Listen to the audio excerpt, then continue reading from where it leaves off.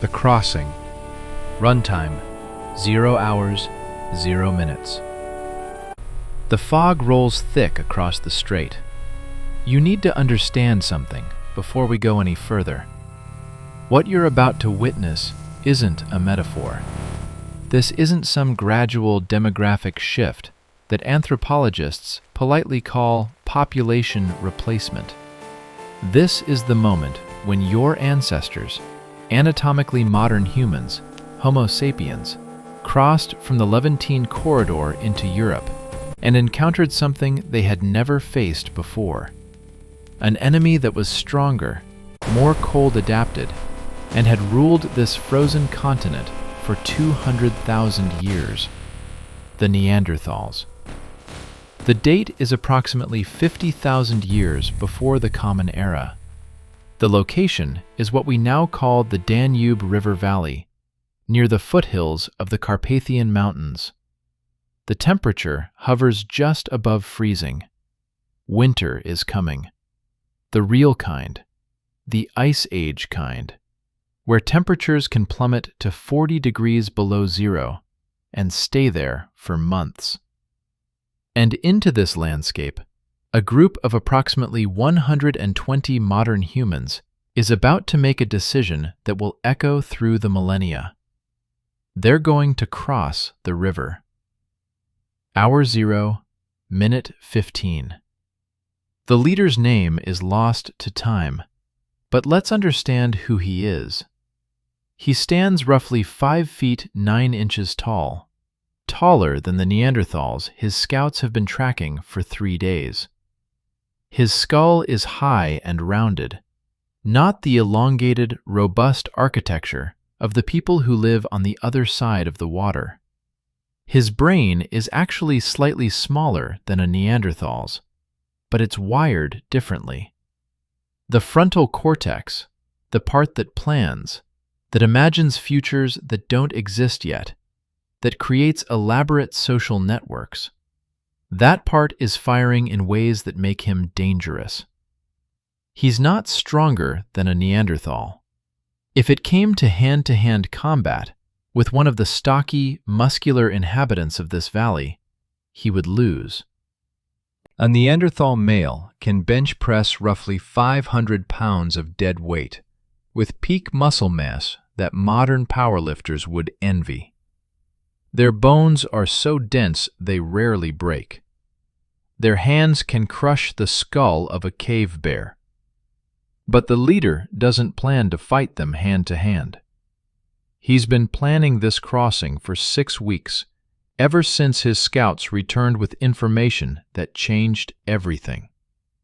On the other side of this river, in a valley that opens toward a series of limestone caves, there is a Neanderthal clan.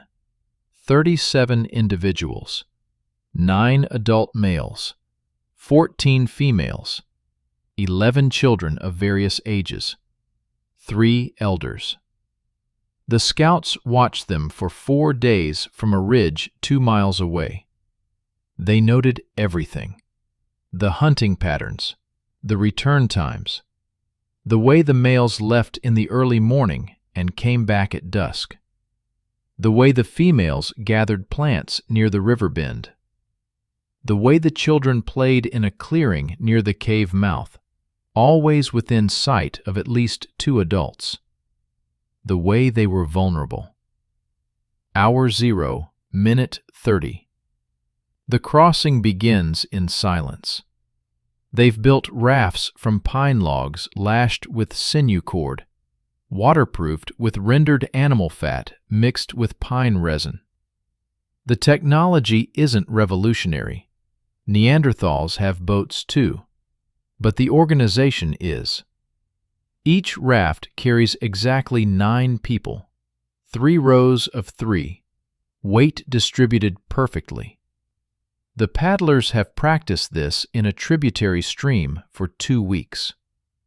Every stroke is synchronized. There is no splashing, no unnecessary sound. The women and children cross first. This isn't chivalry, it's tactics.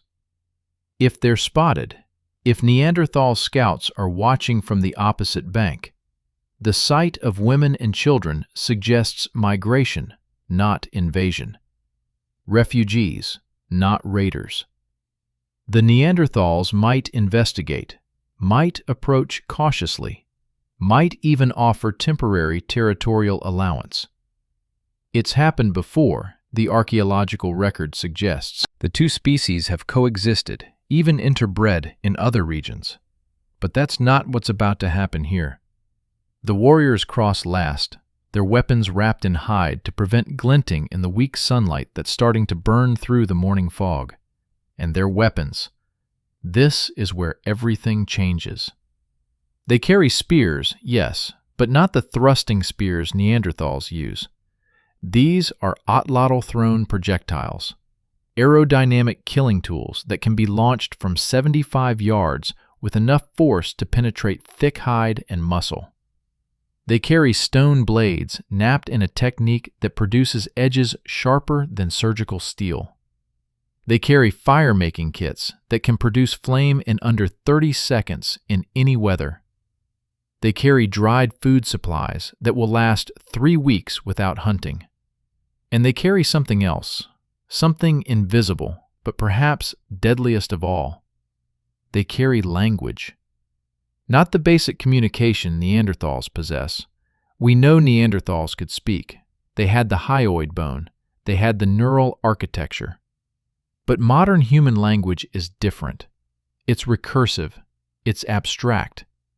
It allows them to discuss events that haven't happened yet, to create contingency plans, to coordinate strategies that involve dozens of people playing different roles simultaneously. It allows them to plan genocide. Hour 0, minute 58. All 120 humans are across. They pull the rafts onto the muddy bank and begin dismantling them immediately. No evidence. Nothing that suggests a large group crossed here. The logs are scattered, pushed back into the water to float downstream. The sinew cord is coiled and packed. Within 10 minutes, the crossing point looks undisturbed. They move inland in 3 columns, not as a massed group. Each column has a leader who was briefed on the overall strategy in a 3-hour planning session the night before. They know their roles. They know the timing. They know that everything depends on the next 72 hours. Because here's what the leader understands, what perhaps makes him most dangerous. They cannot coexist. This isn't about resources alone, though resources matter. The valley on the other side of the river is rich with game. Red deer, wild horses, even mammoths in the upper meadows. The caves are perfect shelter, deep enough to protect from winter storms, high enough to avoid flooding. Any human group would want this territory. But it's more than that. The Neanderthals and modern humans have been living in proximity for thousands of years in the Levant, in parts of what's now the Middle East. Sometimes they trade. Sometimes they even interbreed. Your DNA carries evidence of this. 1 to 4% Neanderthal genes in most non-African populations. But they never truly integrate. They never form mixed communities. The social barriers are too strong. The cultural differences too vast. And when resources become scarce, when climate shifts push both species into the same hunting grounds, one of them disappears from the archaeological record. Always the Neanderthals. Hour 1, minute 12. The 3 columns are moving through mixed pine and birch forest, staying below the ridgeline. They're not trying to be invisible. That's impossible for a group this large. They're trying to be unremarkable. Small family groups traveling together. Nothing threatening. Nothing that would trigger alarm. In the lead column, a young woman named, we'll call her the Scout, because her name is gone. She's reading the landscape with an expertise that takes a lifetime to develop.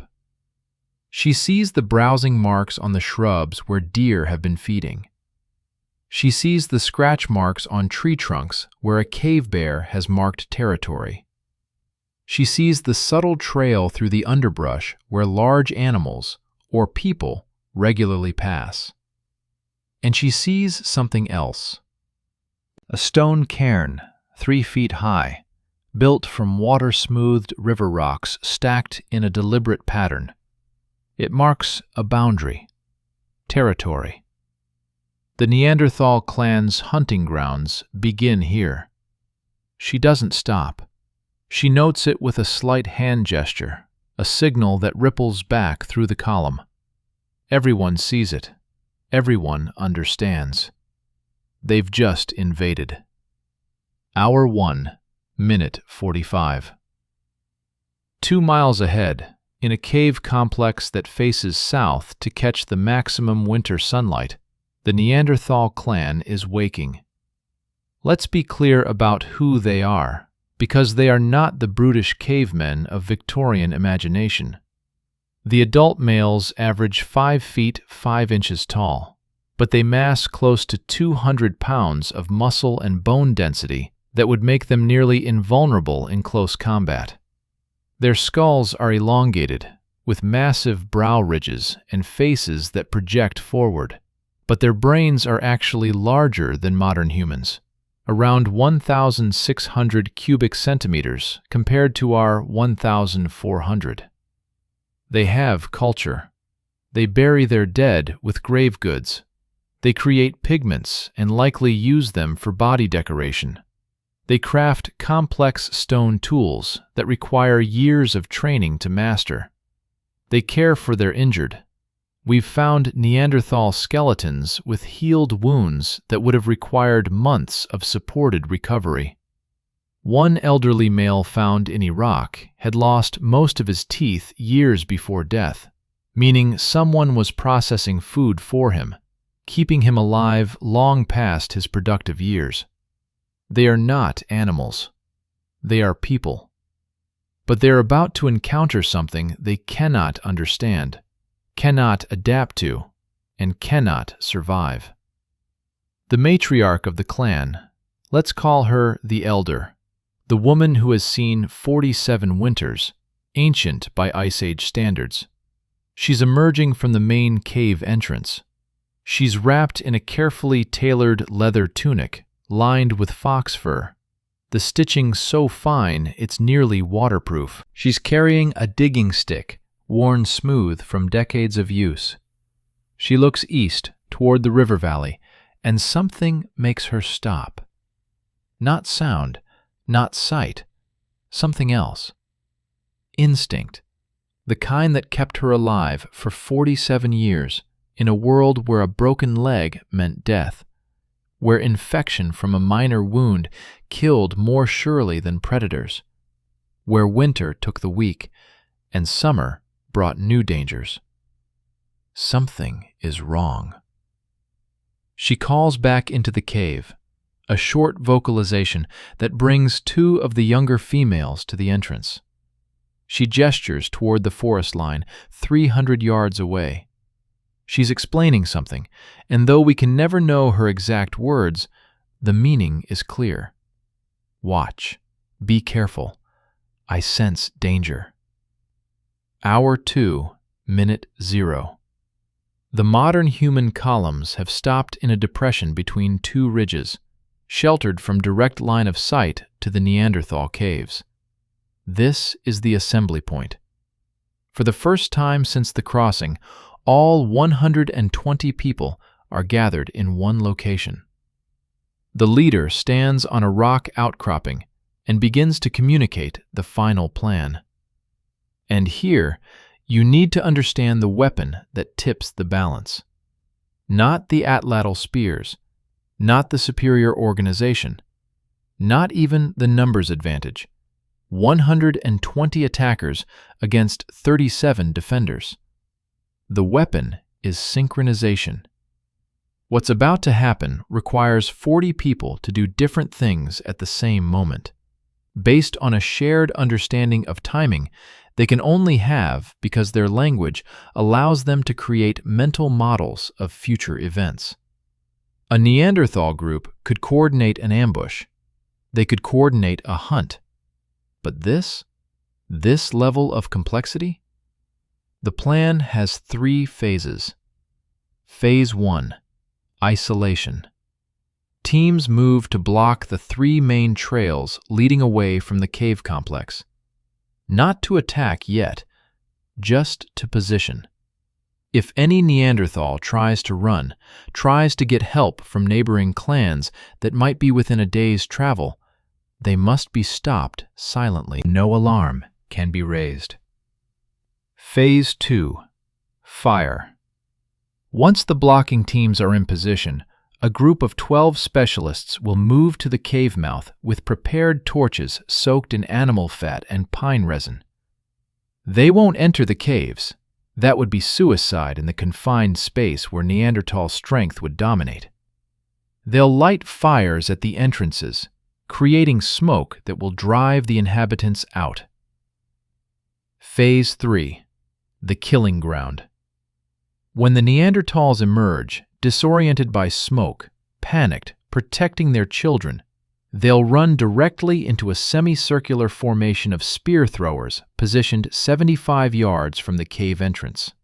Maximum effective range for atlatl weapons. Close enough for accuracy, far enough that Neanderthal strength can't reach them. It's not combat, it's execution. The leader explains all of this in approximately 4 minutes using gestures, vocalizations, and something that looks almost like drawing in the dirt. A map, a temporal sequence, a battle plan. Every person understands their role. Every person knows the signal that will begin each phase. And every person knows that failure means their own death. Because if the Neanderthals escape, if they alert other clans, if they organize a defense, the modern humans are trapped on the wrong side of a river in hostile territory against defenders who know every rock and tree. This has to work perfectly. Hour 2, minute 30. The blocking teams move out first, spreading into the forest like water finding channels. They're not in a hurry. Speed creates noise, and noise means discovery. They have 4 hours of daylight to get into position. The attack begins at dusk. Why dusk? Because Neanderthal vision is adapted for low light. Those large eyes, that forward-projecting face, it gives them an advantage in the dim twilight. But that advantage becomes a disadvantage when smoke is involved. The modern humans plan to use the setting sun at their backs, making them harder to see, making them into silhouettes, into nightmares. Psychological warfare from the Pleistocene. As the teams move, they're performing a feat of navigation that requires extraordinary spatial awareness. No radios, no GPS. No way to confirm the other teams are in position except by waiting for the agreed-upon time to elapse. They're navigating by landmarks described in the briefing, by the angle of the sun, by the shape of the ridgeline. 3 teams, 20 people each, moving to block the northern trail, the eastern trail, and the southern trail. The west is blocked by a cliff face, natural barrier, 1 less direction to cover. They carry short stabbing spears for this work, not throwing spears. If they encounter a lone Neanderthal on the trail, someone out checking trap lines or gathering firewood, it has to be quiet. A shout could ruin everything. Hour 3, minute 5. Back at the Neanderthal caves, life continues in patterns established over thousands of generations. 4 of the adult males have left on a hunting expedition, tracking a herd of red deer that passed through 2 days ago. They won't be back until tomorrow at the earliest. This is not unusual. This is survival. You hunt when the opportunity presents itself, and you hunt until you succeed or darkness falls. The modern human scouts knew this. They watched the pattern for 4 days. They timed the invasion for the day after the hunters left. The remaining 5 adult males are working on tool manufacture near the cave entrance. They're knapping flint, creating the Mousterian-style hand axes that Neanderthals have perfected over hundreds of thousands of years. Each tool takes hours to create, requires intense focus, requires knowledge passed from generation to generation. They're sitting with their backs to the forest. The women are processing a horse kill from 3 days ago, cutting the remaining meat into thin strips for drying, scraping the hide for leather, cracking the bones for marrow. The children are playing a game with stones, laughing in a sound that's not so different from modern human children. The elder is watching the forest line. She still feels it, that wrongness. She mentions it to one of the younger females, who looks but sees nothing. The younger woman shrugs, not dismissive, but what can they do? The forest is always dangerous. Predators are always near. You can't live in constant fear. But the elder is not comforted. She's survived this long by trusting her instincts. She begins to move among the group, touching shoulders, making vocalizations that translate roughly to vigilance. Be ready. Something comes. Does she know?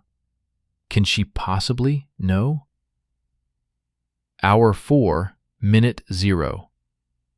The sun is beginning its descent toward the western horizon. In 4 hours, it will be full dark. In 2 hours, it will be dusk, the attack window. The blocking teams have reached their positions. Each team leader has marked their location with a small stone cairn, visible only from specific angles, a confirmation signal for any scouts who might pass. All trails are covered. The fire team is preparing their torches in a grove half a mile from the cave. They're using a specific ratio of pine resin to animal fat that they've tested extensively. Too much fat and the smoke is black and sparse. Too much resin and the flames are too hot, too visible from a distance. The mixture has to create thick, choking white smoke that will fill the cave system within minutes. They've also prepared backup torches, stored in waterproof hide bags. If the first attempt fails, if the wind is wrong, if the caves have better ventilation than anticipated, they need redundancy. The spear throwers are moving into final position, a semicircle 75 yards from the cave entrance, behind a natural berm that provides cover. They're placing their spears into the ground, points up, creating a ready arsenal.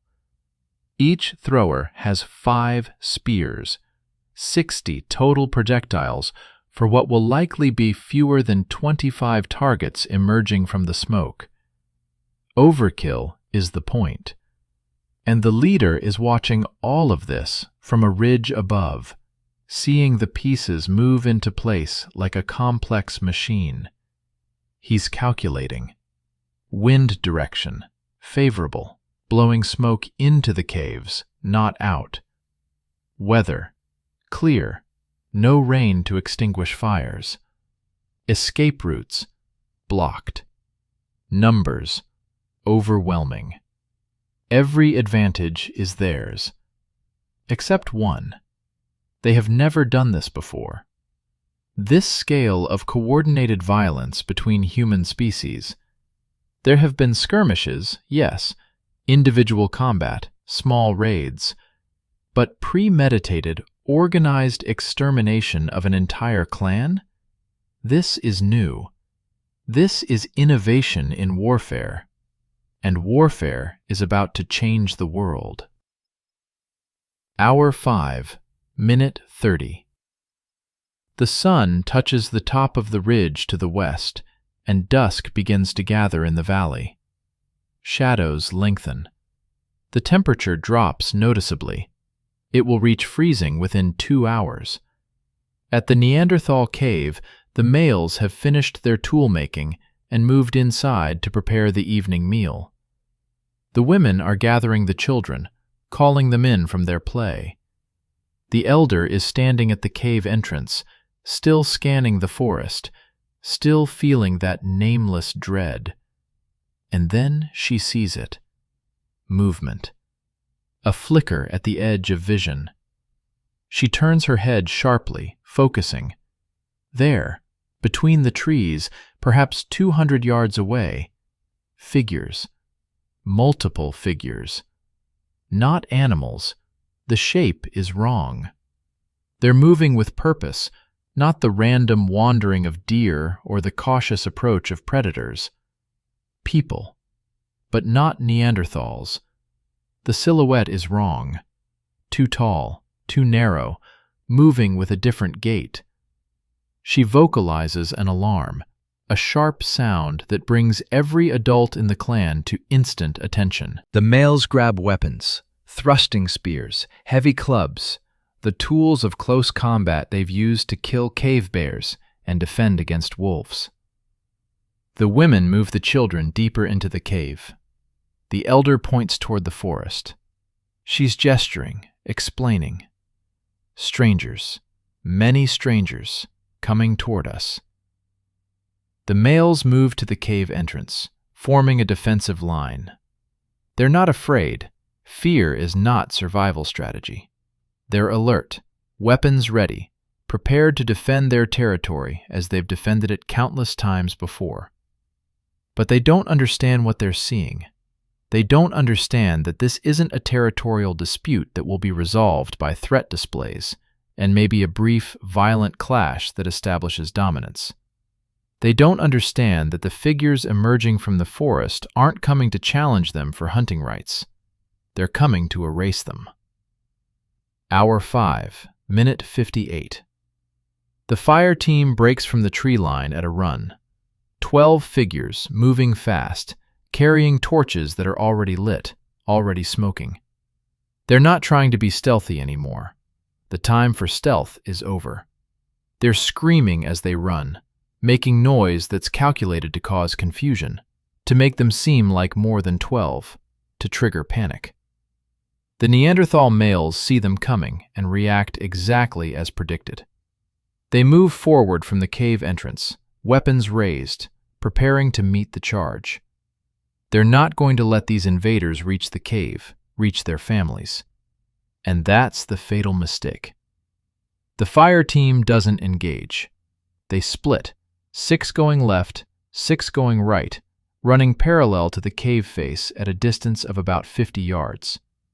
The Neanderthal males follow, confused, trying to intercept, not understanding the tactic. And while the males are distracted, drawn away from the entrance, a second team, not visible in the initial charge, sprints directly to the cave mouth and throws the torches inside. 5 torches, landing deep in the main chamber, igniting the dry grasses that line the floor, igniting the stored wood, igniting the leather and hides and all the combustible material that accumulates in a dwelling occupied for years. The smoke begins immediately. Thick, white, choking smoke that fills the cave system within seconds. Inside, the women and children are trapped. The smoke is already making breathing difficult. The cave, which seemed like perfect shelter moments ago, has become a death trap. The ventilation shafts that normally provide fresh air are now drawing smoke deeper into the complex. They have 2 choices: suffocate or run out into the unknown danger. They run. Hour 6, minute 2. This is the moment. This is when everything changes. The first to emerge are the women, carrying the youngest children, coughing, tears streaming from smoke-irritated eyes. They burst from the cave entrance into the fading light, disoriented, looking for the males, looking for protection. And they see them. The males are running back toward the cave, having realized the deception, having seen the smoke beginning to pour from the entrance. They're screaming warnings, trying to reach their families. They're in the open. No cover, no protection. And from 75 yards away, from behind the berm, 60 spears launch into the air. The modern human spear throwers are using a technique they've practiced for months. The atlatl, a lever that extends the arm's length and generates far more force than a hand-thrown spear, allows them to launch projectiles with enough force to penetrate bone. The spears themselves are weighted for flight, balanced, aerodynamic. They're not trying to hit specific targets. They're creating a zone of death. The spears arc through the air, and for perhaps 2 seconds, there's silence except for the whistling sound of the projectiles cutting through the wind.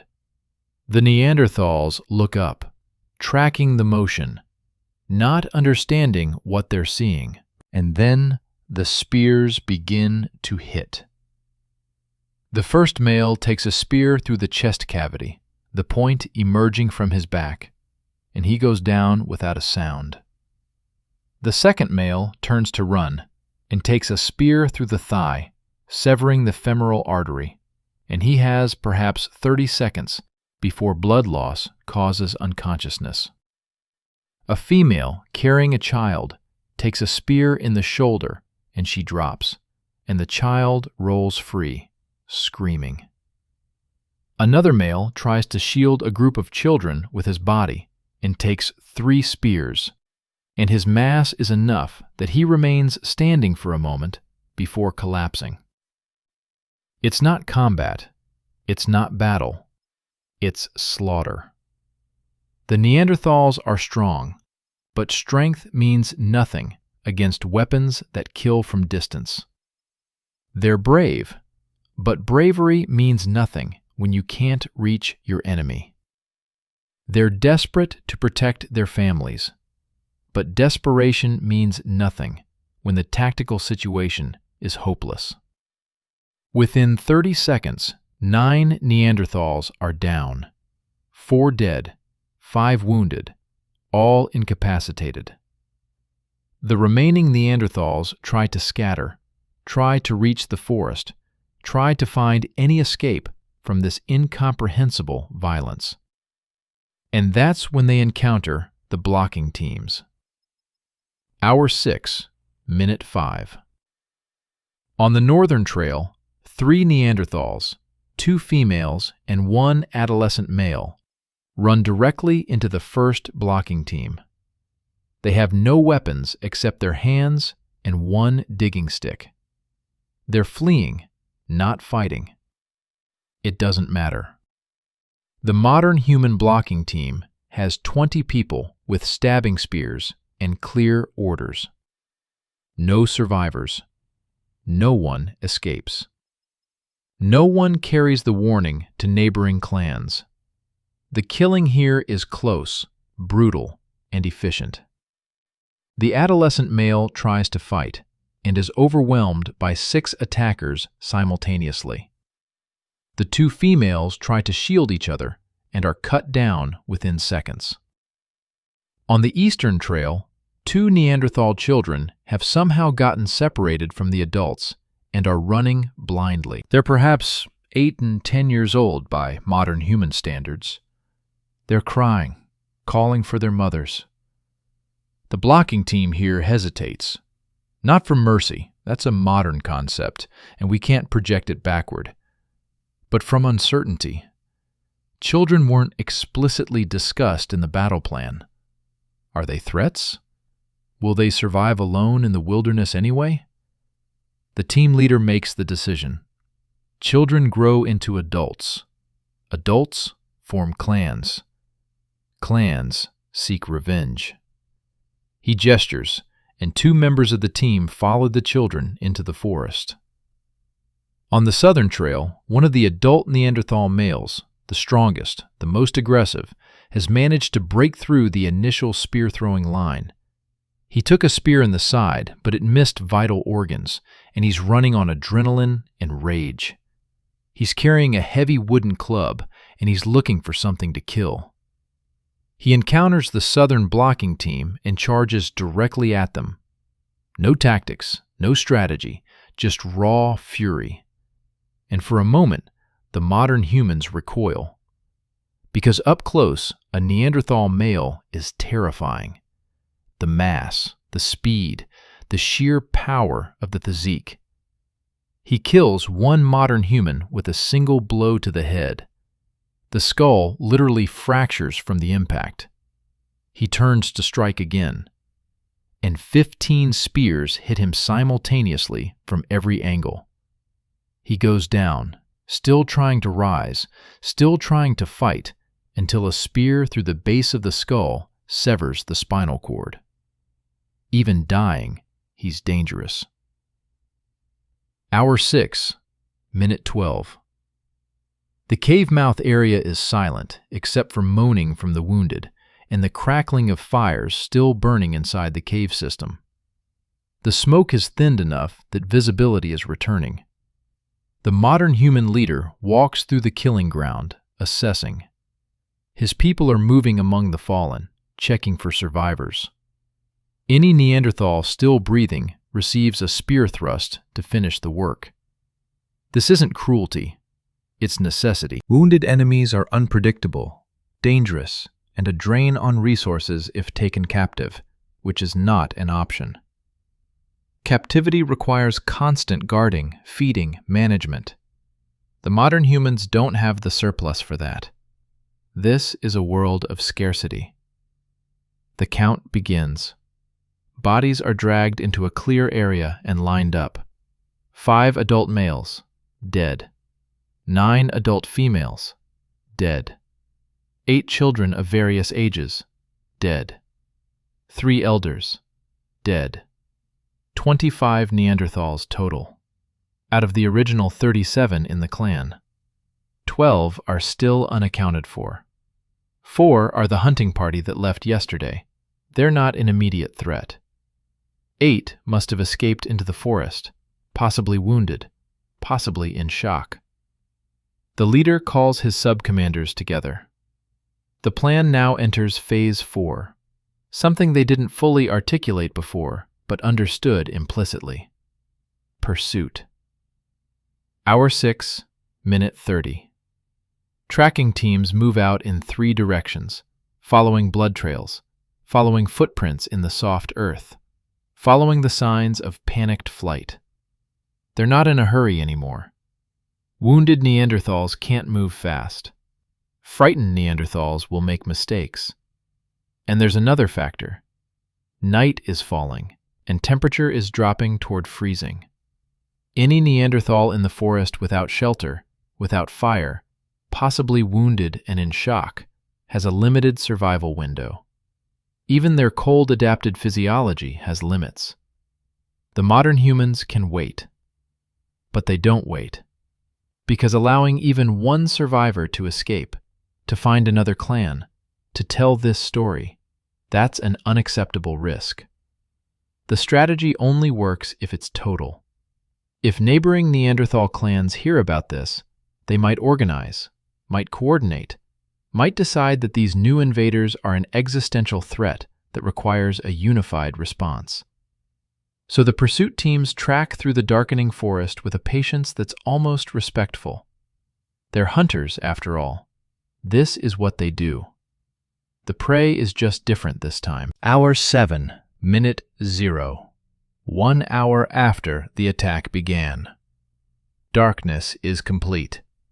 The modern humans have lit fires at the cave entrance, not for warmth, but for visibility as they work. They're dragging bodies away from the living area, beginning the process of securing the territory. Because here's what happens next. what must happen next. They're going to live here now.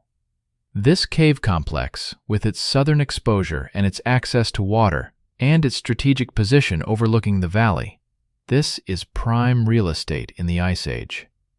The Neanderthals chose well. They lived here for perhaps 10 generations, raising children, storing knowledge, creating the cultural continuity that makes a place a home. And now it belongs to the invaders. The modern humans begin the grim work of cleaning. Bodies are removed and taken to a ravine half a mile away. Not buried, just dumped. There's no sentiment here. The Neanderthals weren't people in the sense that would require ritual treatment. They were obstacles, competitors, enemies. Their death enables survival. The blood-soaked earth near the cave entrance is scraped away. The Neanderthals' belongings, tools, hides, stored food, are gathered and sorted. Useful items are kept. Everything else is burned. They're erasing the previous inhabitants from the landscape. Hour 8, minute 45. A tracking team returns with 3 more bodies. They found a female and 2 children huddled in a small cave 3 miles north. The female had a broken leg from falling during the escape. She couldn't walk. The children wouldn't leave her.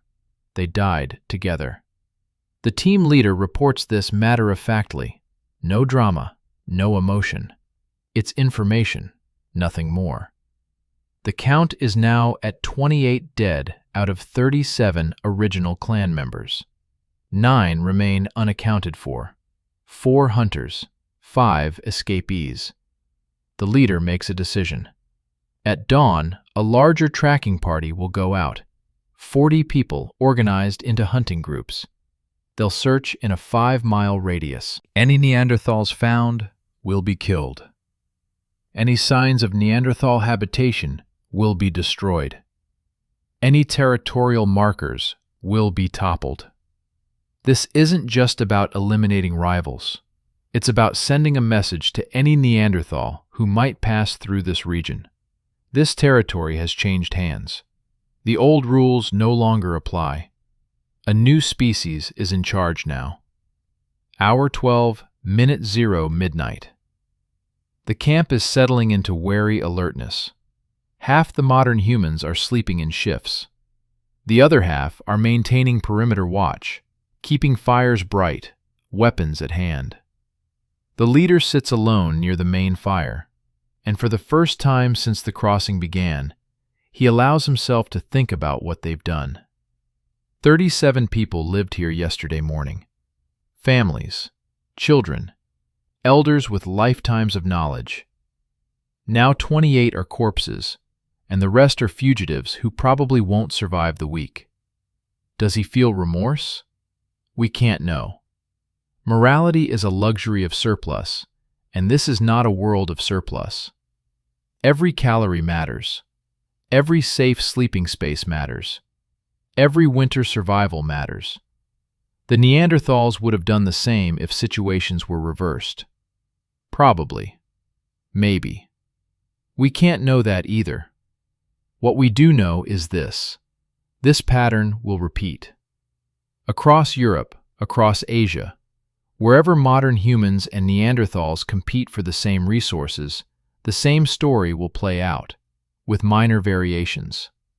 Sometimes it will take decades, a gradual displacement. Sometimes it will be sudden, violent, total. And within 10,000 years, the Neanderthals will be gone. Not a single one left alive anywhere on Earth. Extinction doesn't happen in a single moment. It happens in thousands of moments like this one, in hundreds of valleys like this one, in countless encounters where one species has a slight advantage that compounds over time. The leader stands and walks to the cave entrance. Behind him, his people are moving in, making this space their own. Children will be born here. Elders will die here. Generations will pass, and no one will remember the people who lived here before. The archaeological record will show only a layer of Neanderthal artifacts, then a gap, then modern human artifacts above, a discontinuity, a replacement, clinical terms for brutal reality. Hour 14, minute 30. In the forest, 3 miles east, 4 Neanderthal hunters are returning from their expedition. They've had success. A red deer, field butchered, the meat wrapped in the hide for transport. They're tired but satisfied. 2 more days of travel and they'll be home.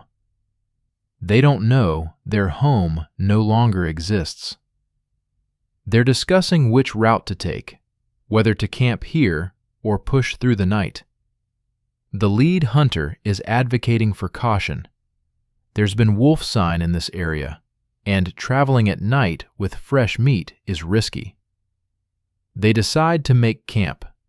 It will save their lives, but only temporarily, because tomorrow they'll crest the ridge overlooking the valley, and they'll see smoke from fires that aren't their fires, and they'll see figures moving that aren't their families.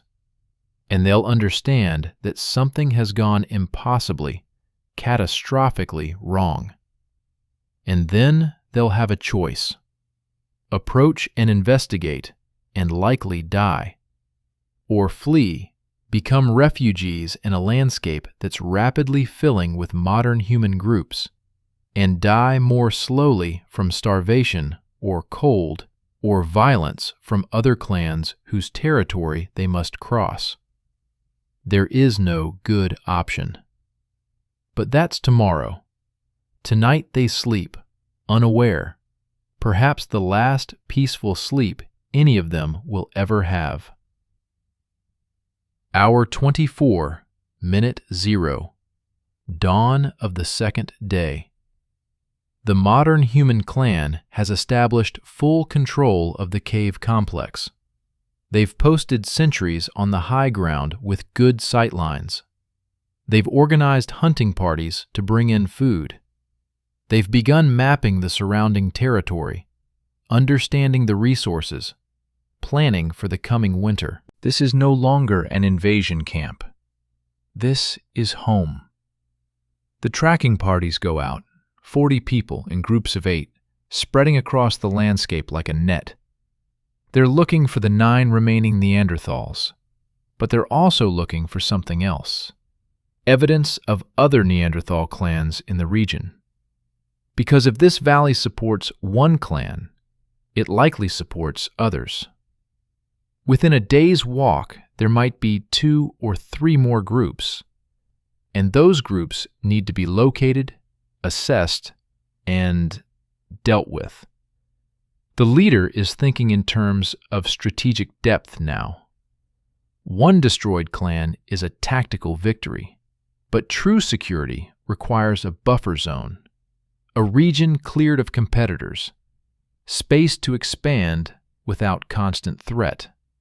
He's thinking in terms of empire, though that word won't exist for another 40,000 years.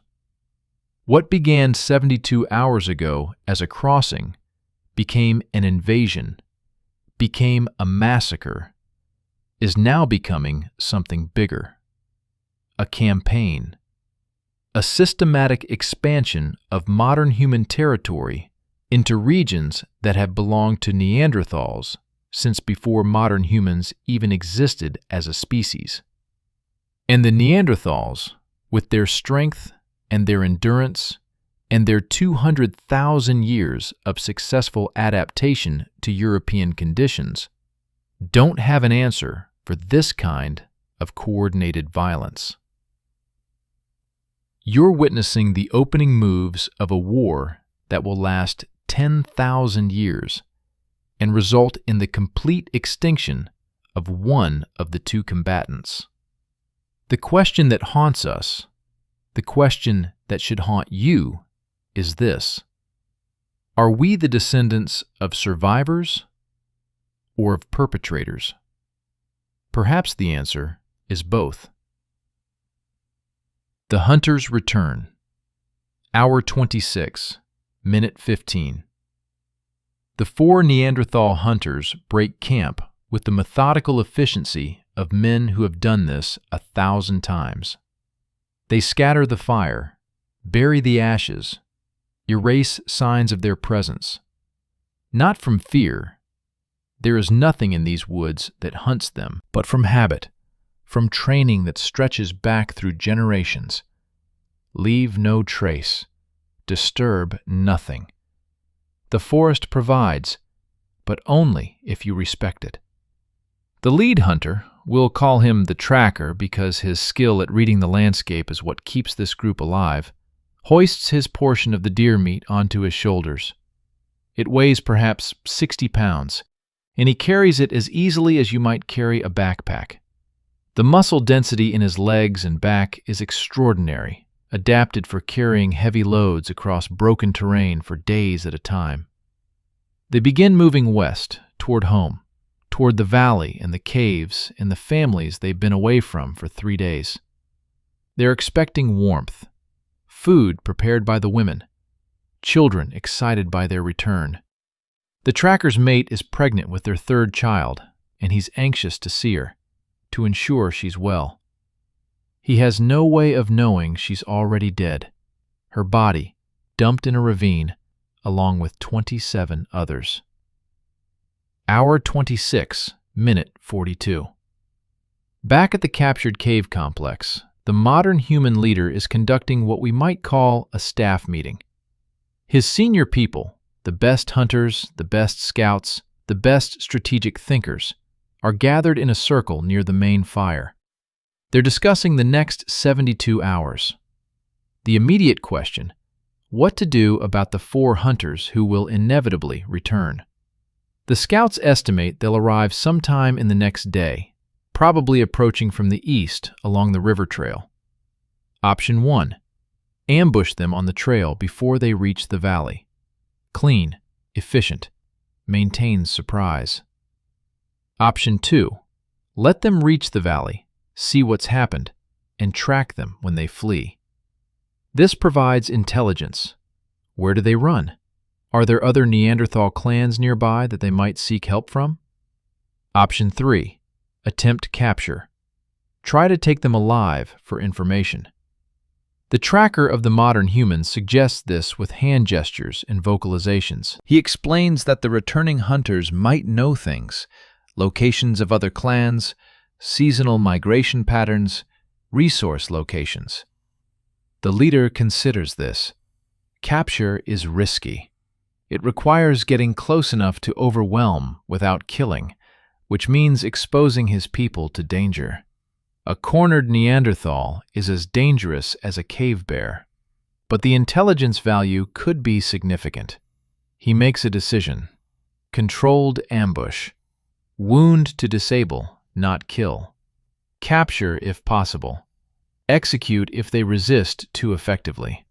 It's a calculated risk, but all survival is calculated risk. Hour 28, minute 0. One of the tracking parties returns with news. They've found something 2 miles north. Not Neanderthals, but evidence of Neanderthals. A secondary camp, abandoned but recently used. Stone tools left behind. Fire pits still showing charcoal.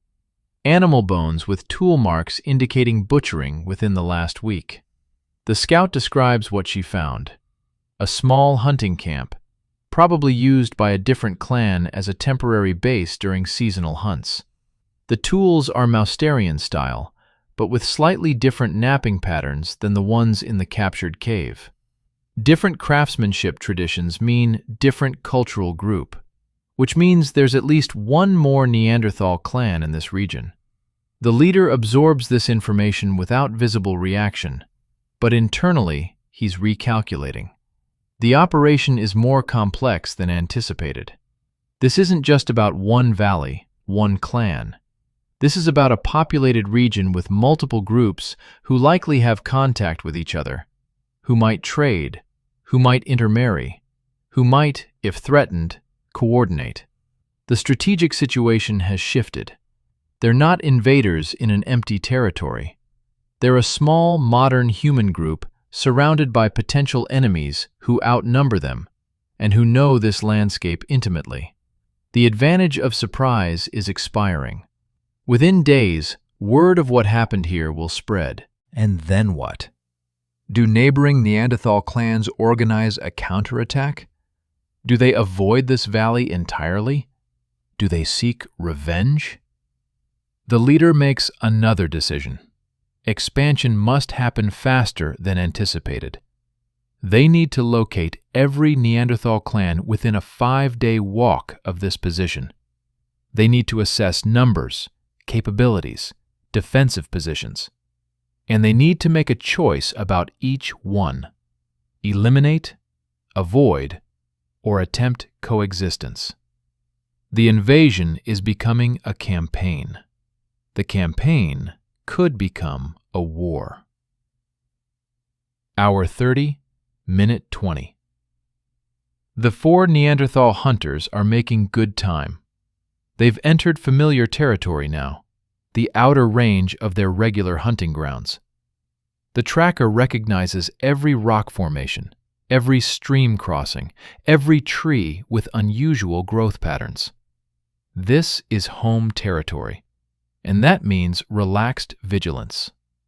The danger is behind them, in the deep forest. Here, they're safe. Except they're not. 2 modern human scouts are shadowing them, staying downwind, moving parallel at a distance of about 200 yards. The scouts are younger males, chosen for speed and silence rather than strength. Their instructions are simple. Track the Neanderthals, but don't engage.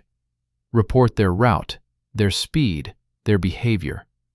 The ambush team will do the actual work. The scouts use a terrain-following technique that's almost poetic.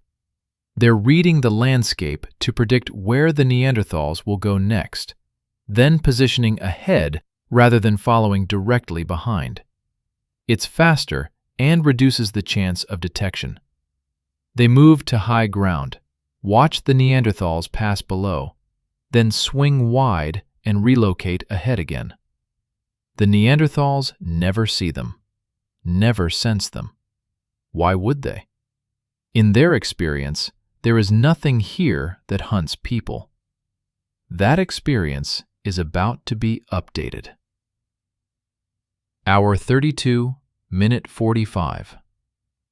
The ambush team is in position along the river trail, about 3 miles from the valley. 20 modern humans, armed with a mix of atlatl spears and close combat weapons, concealed in brush on both sides of the trail.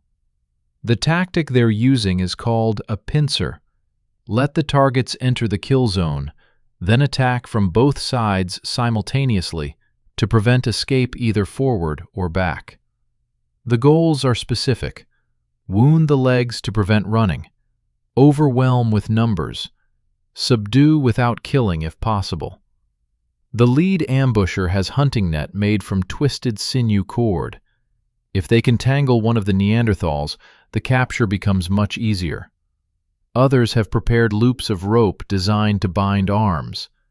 They've practiced this on each other during the morning, working out the mechanics. They've never actually done it in combat. This is theoretical, becoming real. The scouts arrive first, slightly out of breath, and confirm. 4 Neanderthal males, heavily loaded with meat, moving at steady pace, will reach this position in approximately 20 minutes.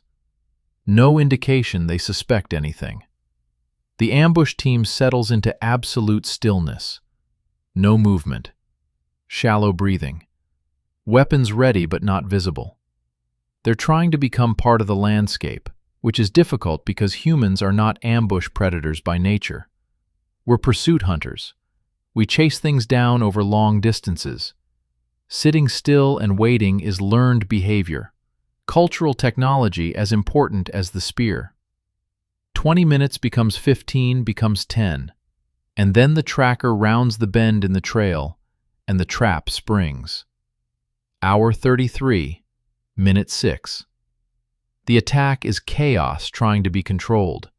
The first indication the Neanderthals have that something is wrong is the net. It flies from the left side of the trail and tangles around the tracker's legs, and he goes down hard, the deer meat flying from his shoulders. He's roaring, not words, just rage and surprise, and trying to tear the net apart with his bare hands.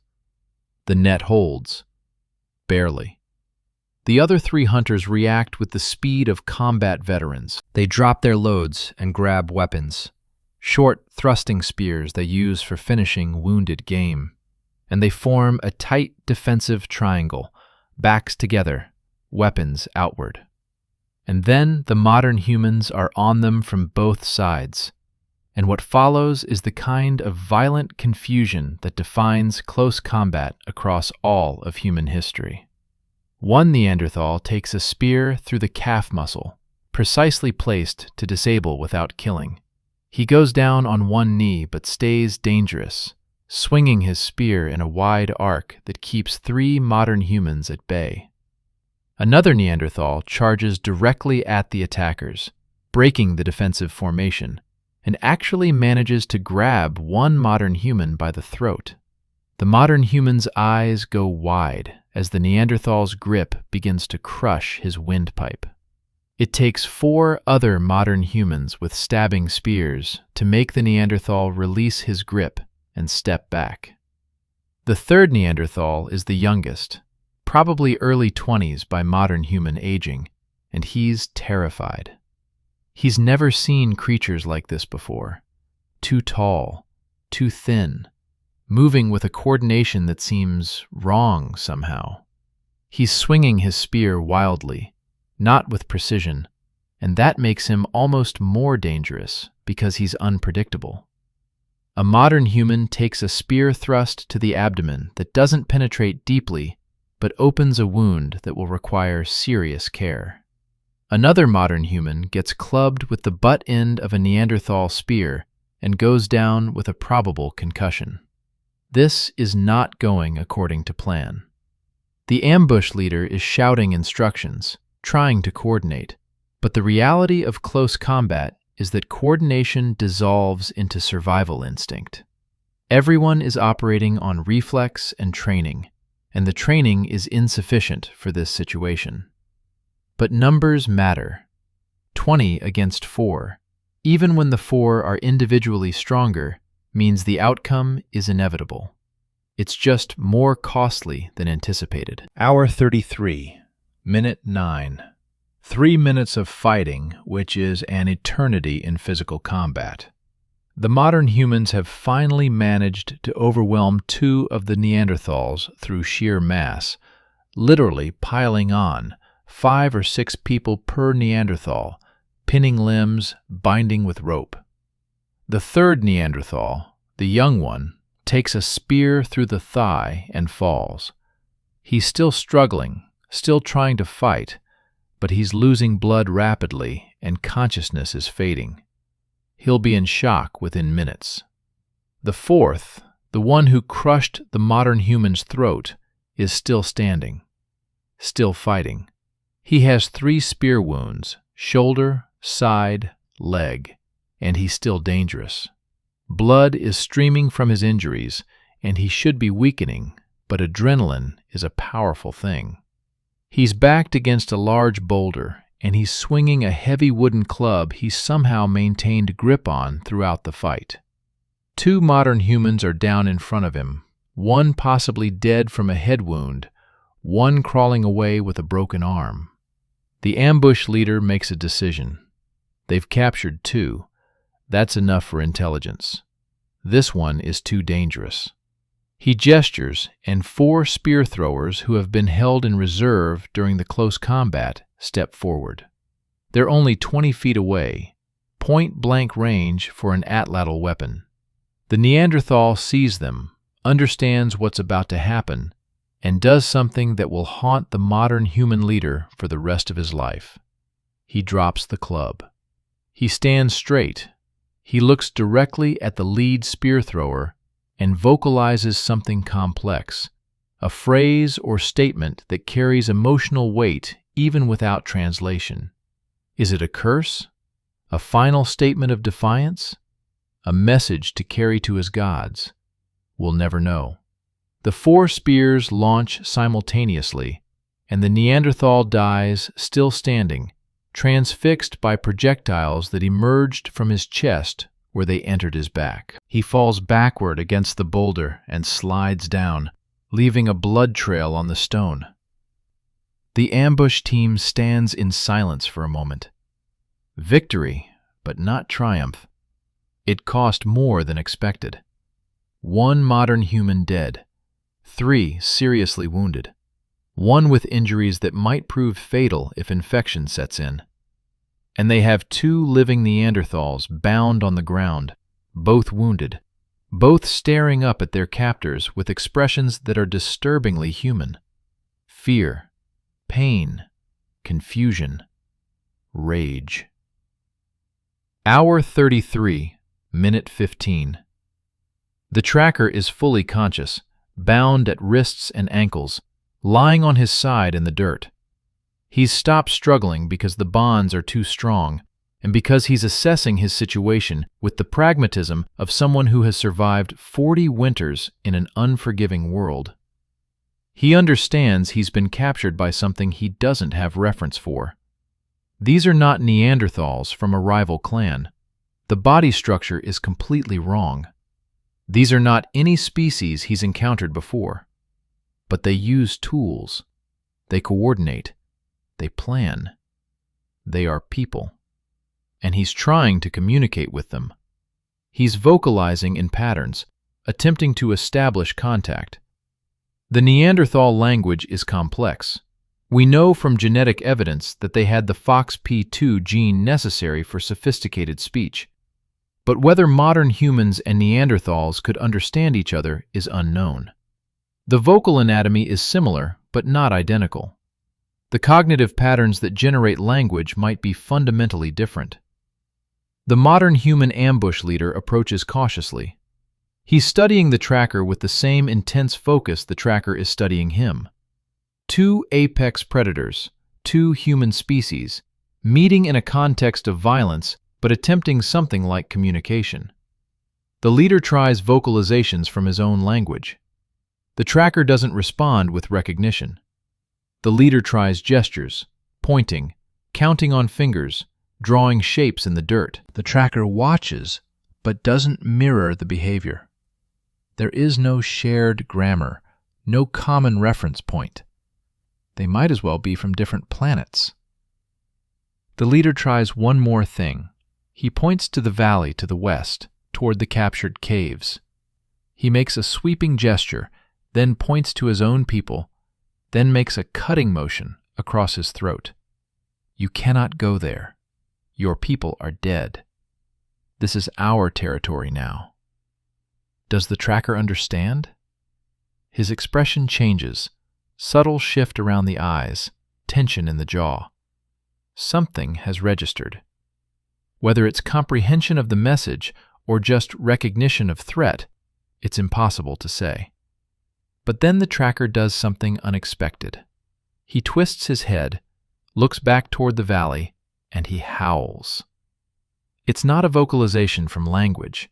It's primal. Grief or rage or both. A sound that comes from somewhere deeper than culture. He knows. Somehow he knows.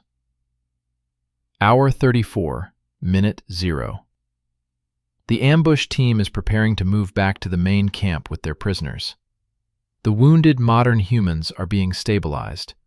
The one with the throat injury is breathing with difficulty, but will probably survive. The one with the head wound is unconscious, but alive. The one with the gut wound is the concerning case. Internal injuries are almost always fatal in this era. They'll do what they can, but the odds are poor. They're also dealing with the 2 dead Neanderthals. Bodies are heavy, difficult to transport. The decision is made to leave them here, drag them off the trail into the brush. Predators will scatter the remains within days. The 2 living Neanderthals are a different problem. How do you transport wounded, hostile captives 3 miles through broken terrain? The solution is crude but effective. They construct 2 travois from pine branches and hide drag platforms that can be pulled by teams of 4 people. The Neanderthals are bound to these platforms, additional ropes securing them so thoroughly they can barely move.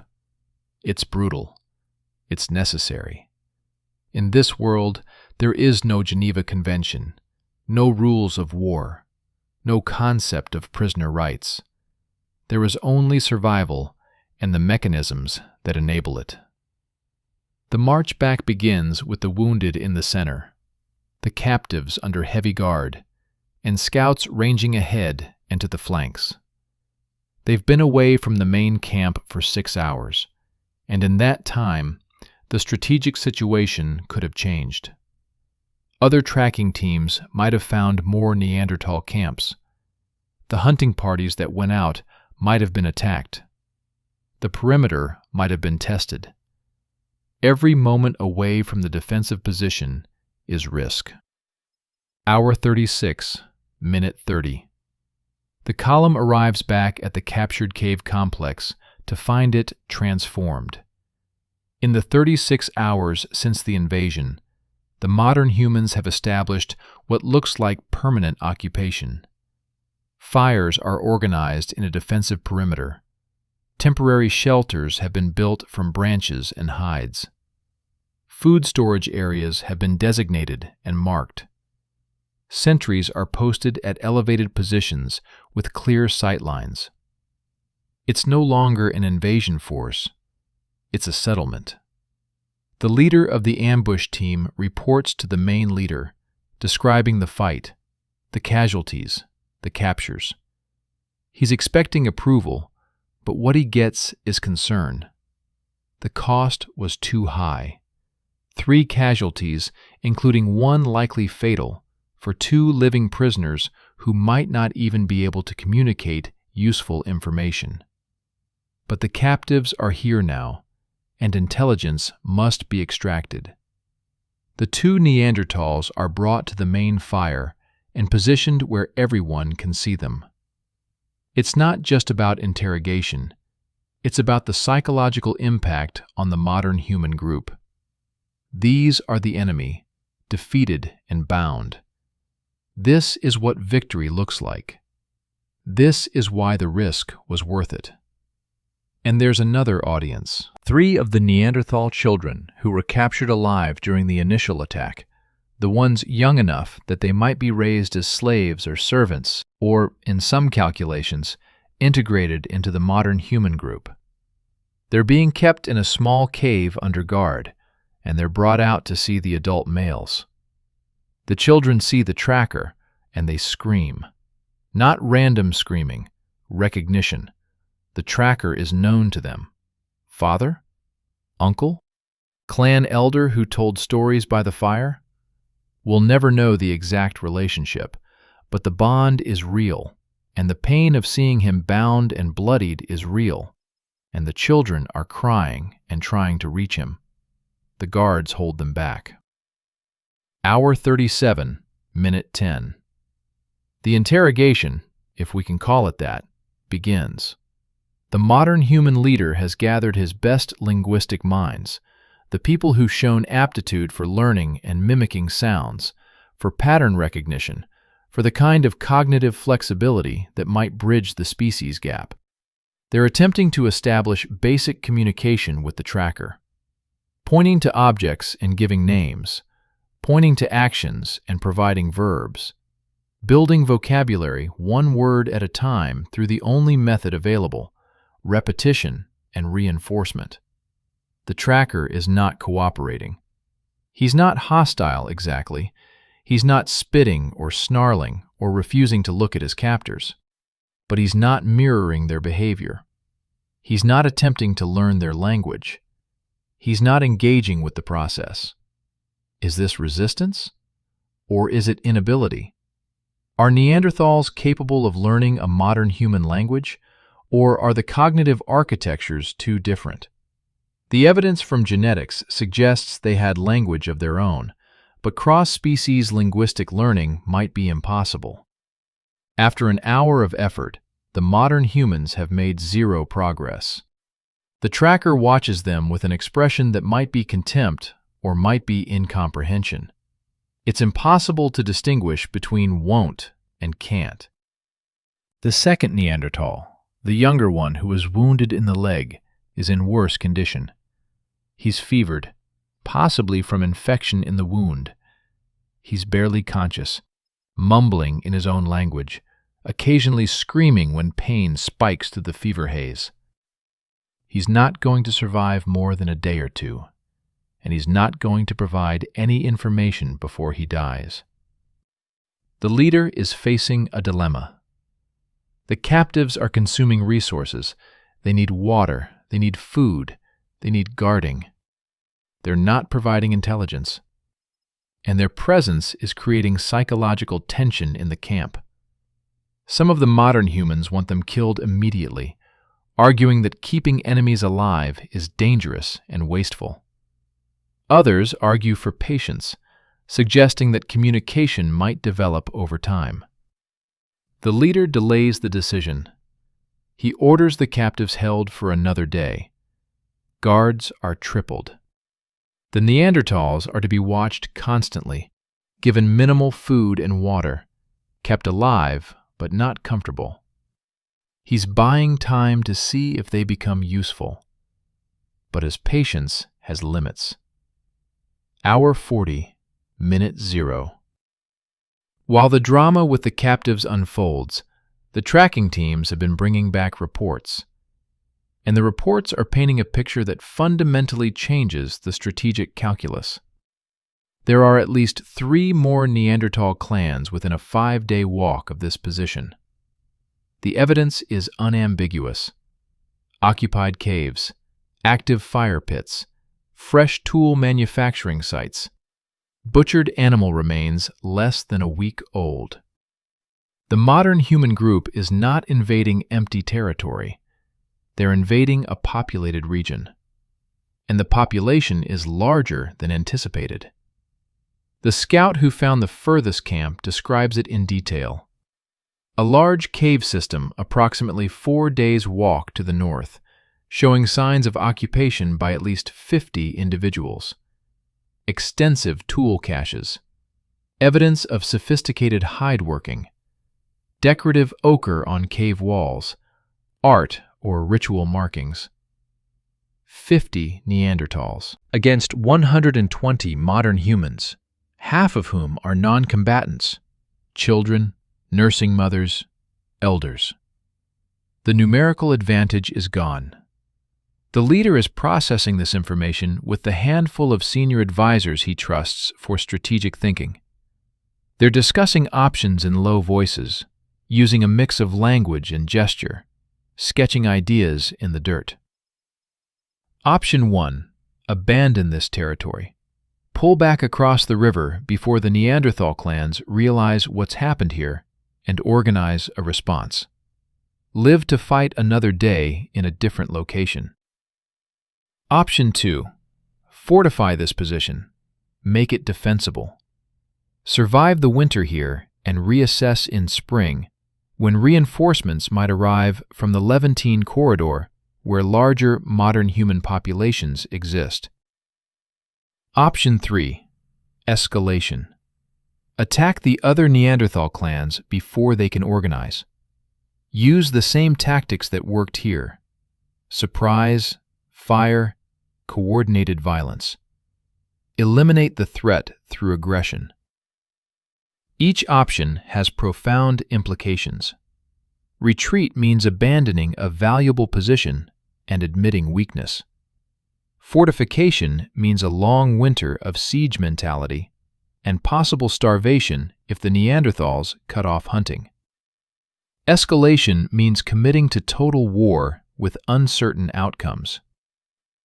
The leader is silent for a long time, staring into the fire, weighing factors we can barely imagine: resource calculations, weather predictions, assessment of his people's morale and physical condition.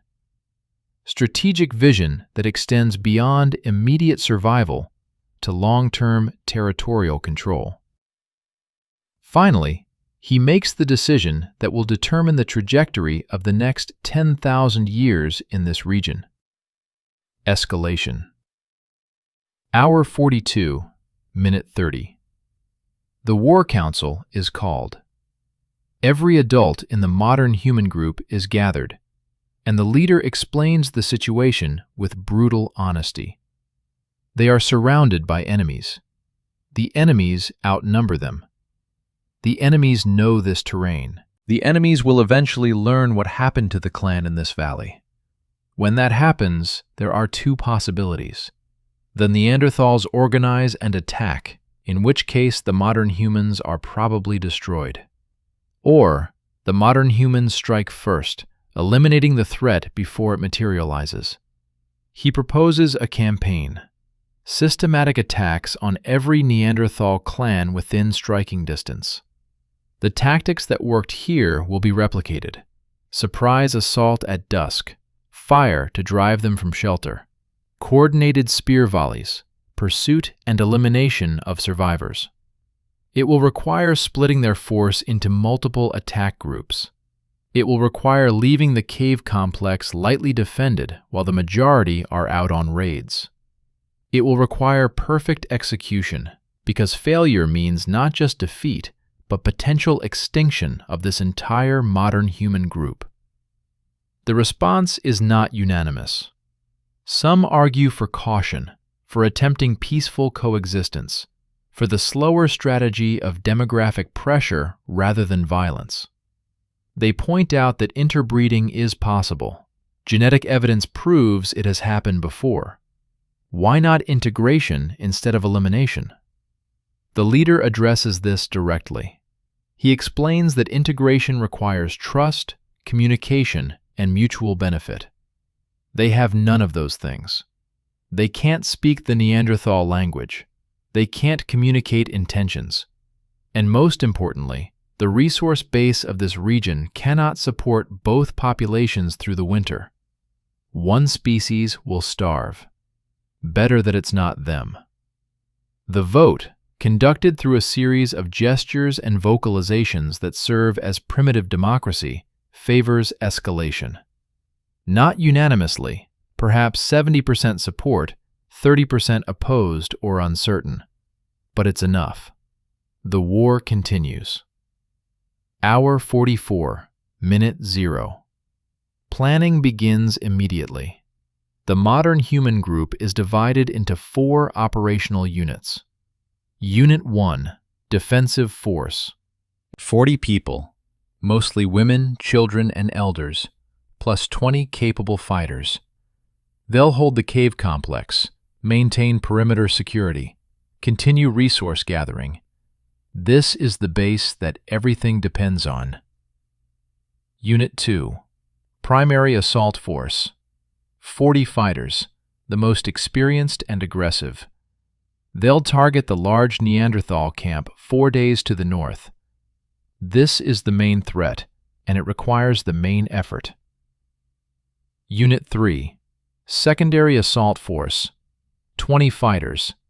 They'll target a smaller Neanderthal clan 2 days to the east, a group estimated at 20 to 25 individuals. Unit 4, Blocking and Pursuit Force. 20 fighters specialized in tracking and small unit combat. They'll patrol the region, intercept any Neanderthals moving between camps, prevent communication and coordination among the enemy clans. The timeline is aggressive. Units 2 and 3 depart at first light tomorrow, moving fast, aiming to hit their targets within 3 to 5 days. Unit 4 deploys in rotating teams, maintaining continuous pressure. The goal is to eliminate or disperse at least 2 more Neanderthal clans within 10 days, before winter closes in and makes large-scale operations impossible. It's ambitious to the point of recklessness. The margin for error is non-existent. But the alternative, waiting for the Neanderthals to realize they're under attack and organize a defense, is even more risky. Hour 46, minute 15. Night has fallen on the second day since the invasion began. The cave complex is lit by multiple fires, but the mood is tense. Everyone understands what's coming. Tomorrow, the majority of the fighting-age adults will leave on missions they might not return from. Families are making preparations. Weapons are being checked and rechecked. Food is being parceled out for the journey. Children sense the tension and are clingy, unusually quiet. The leader is making final rounds, speaking with each unit leader, confirming understanding of orders, offering encouragement that sounds hollow even to him. He's sending people to kill or be killed, and no amount of strategic justification makes that comfortable. But comfort is not the point. Survival is the point. He reaches the area where the two Neanderthal captives are being held. The younger one has died. Fever and infection took him an hour ago. His body has already been removed. The tracker remains, still bound, still alive, watching everything with eyes that track movement with unsettling intelligence. The leader looks at the tracker for a long moment. Here is the enemy, defeated, helpless.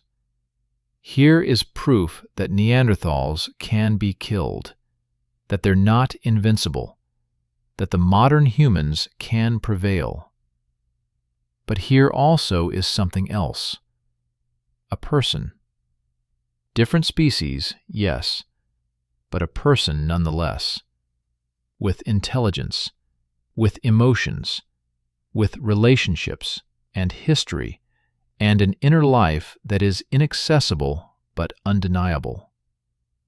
The leader turns away without speaking. There's nothing to say that could bridge the gap between them. And more practically, the tracker has provided no useful intelligence and represents nothing but a drain on resources. The decision about his fate is made silently. One of the guards receives a gesture, a slight nod, a meaningful look. The order is understood without words. The tracker will not see sunrise. Hour 48, minute 0 midnight of the second day.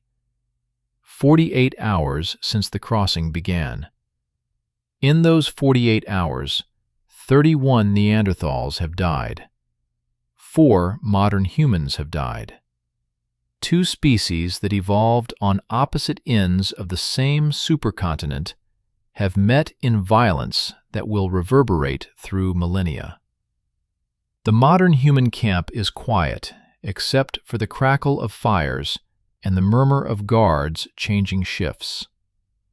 Most people are sleeping, gathering strength for what comes next. But in the small cave where the Neanderthal children are being held, there is no sleep. The 3 survivors, 2 boys and a girl, aged approximately 6, 8, and 10 by modern standards, are huddled together, whispering in their own language. They saw the adult males today, saw them bound and broken. They understand, in the way children understand trauma even without full comprehension, that their world has ended. Their parents are gone. Their clan is destroyed. They are prisoners of creatures they don't understand and can't communicate with. The oldest boy is trying to comfort the others, but he's also planning. He's studying the guards, noting the patterns of attention, looking for weakness. He's 8 years old, and he's already thinking about escape, about survival, about revenge. These children are Neanderthals. They're stronger than modern human children of comparable age. They're tougher. They heal faster. In 5 or 6 years, if they survive, they'll be dangerous. The modern humans understand this. There's been discussion about whether to keep them alive at all, whether the risk of raising enemy children in your midst is worth the potential benefit of integrating their knowledge or using them as labor. No decision has been made. The children live, for now, in the uncertain limbo of being valuable enough to spare, but not valuable enough to nurture. Hour 50, minute 30. Pre-dawn of the third day. The assault forces are preparing to move out.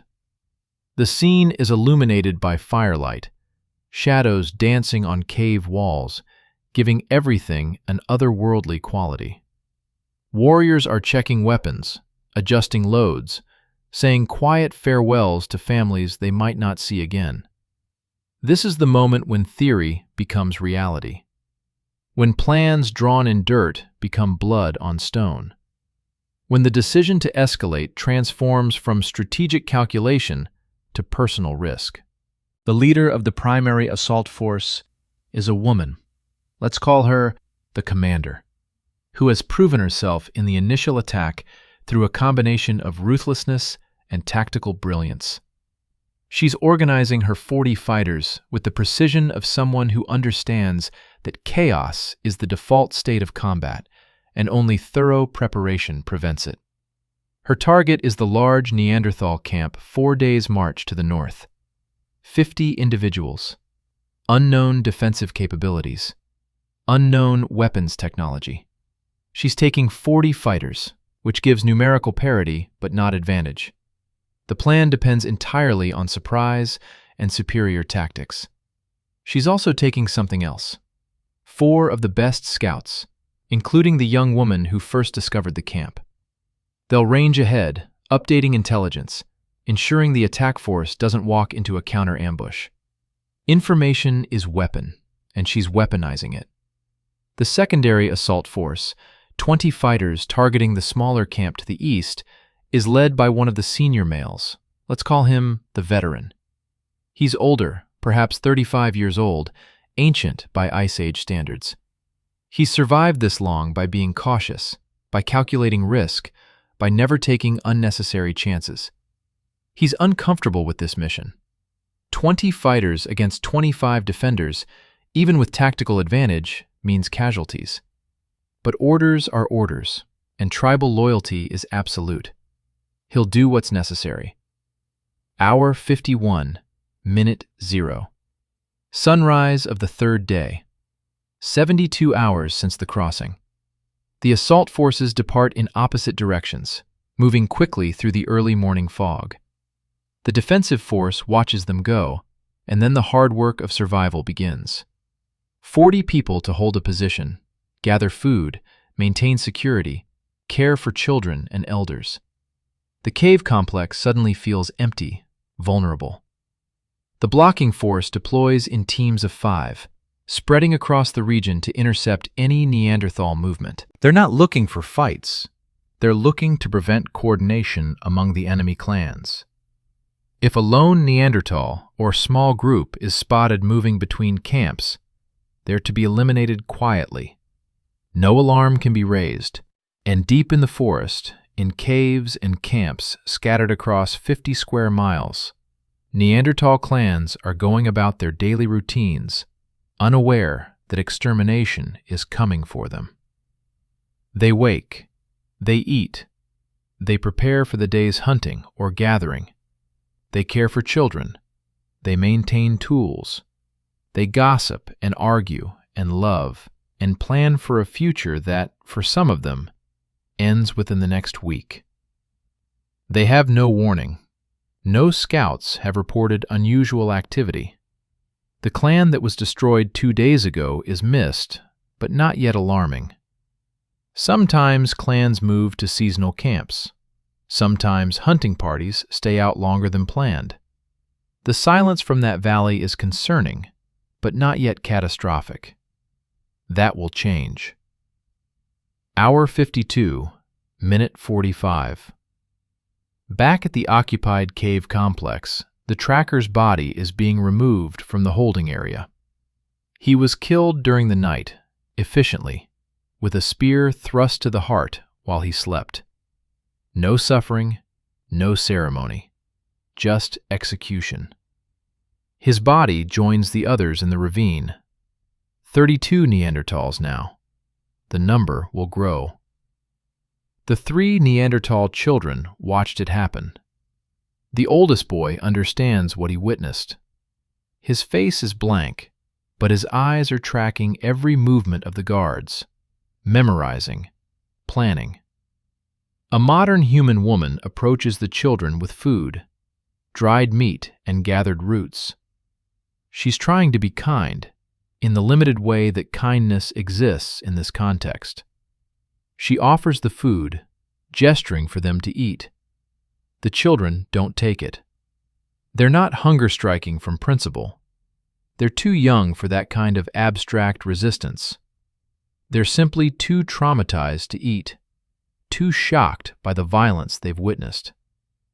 The woman leaves the food and backs away. Over the next days and weeks, these children will either begin to accept food and integrate into modern human society in some subordinate role, or they'll waste away from combined starvation and grief.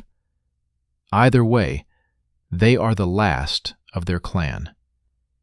The genetic line that stretches back 200,000 years, that survived ice ages and megafauna and volcanic winters, ends here with 3 terrified children in a captured cave.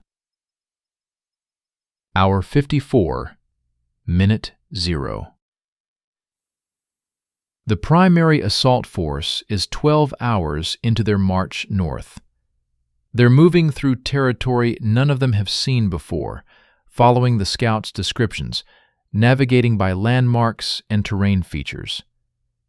The commander calls a brief rest, and the fighters drop into the defensive postures, not relaxing, just shifting from movement mode to alert stillness.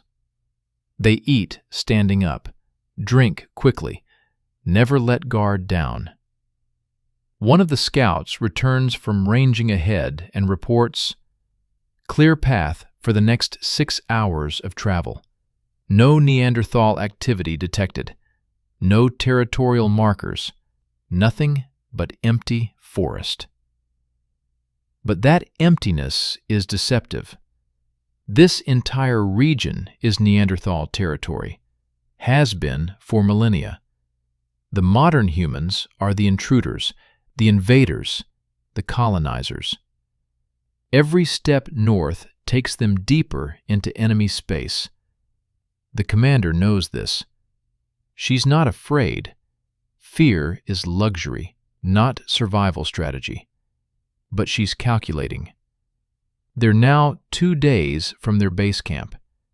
If something goes wrong, if they're discovered and pursued, if they encounter resistance they can't overcome, the retreat distance is too far.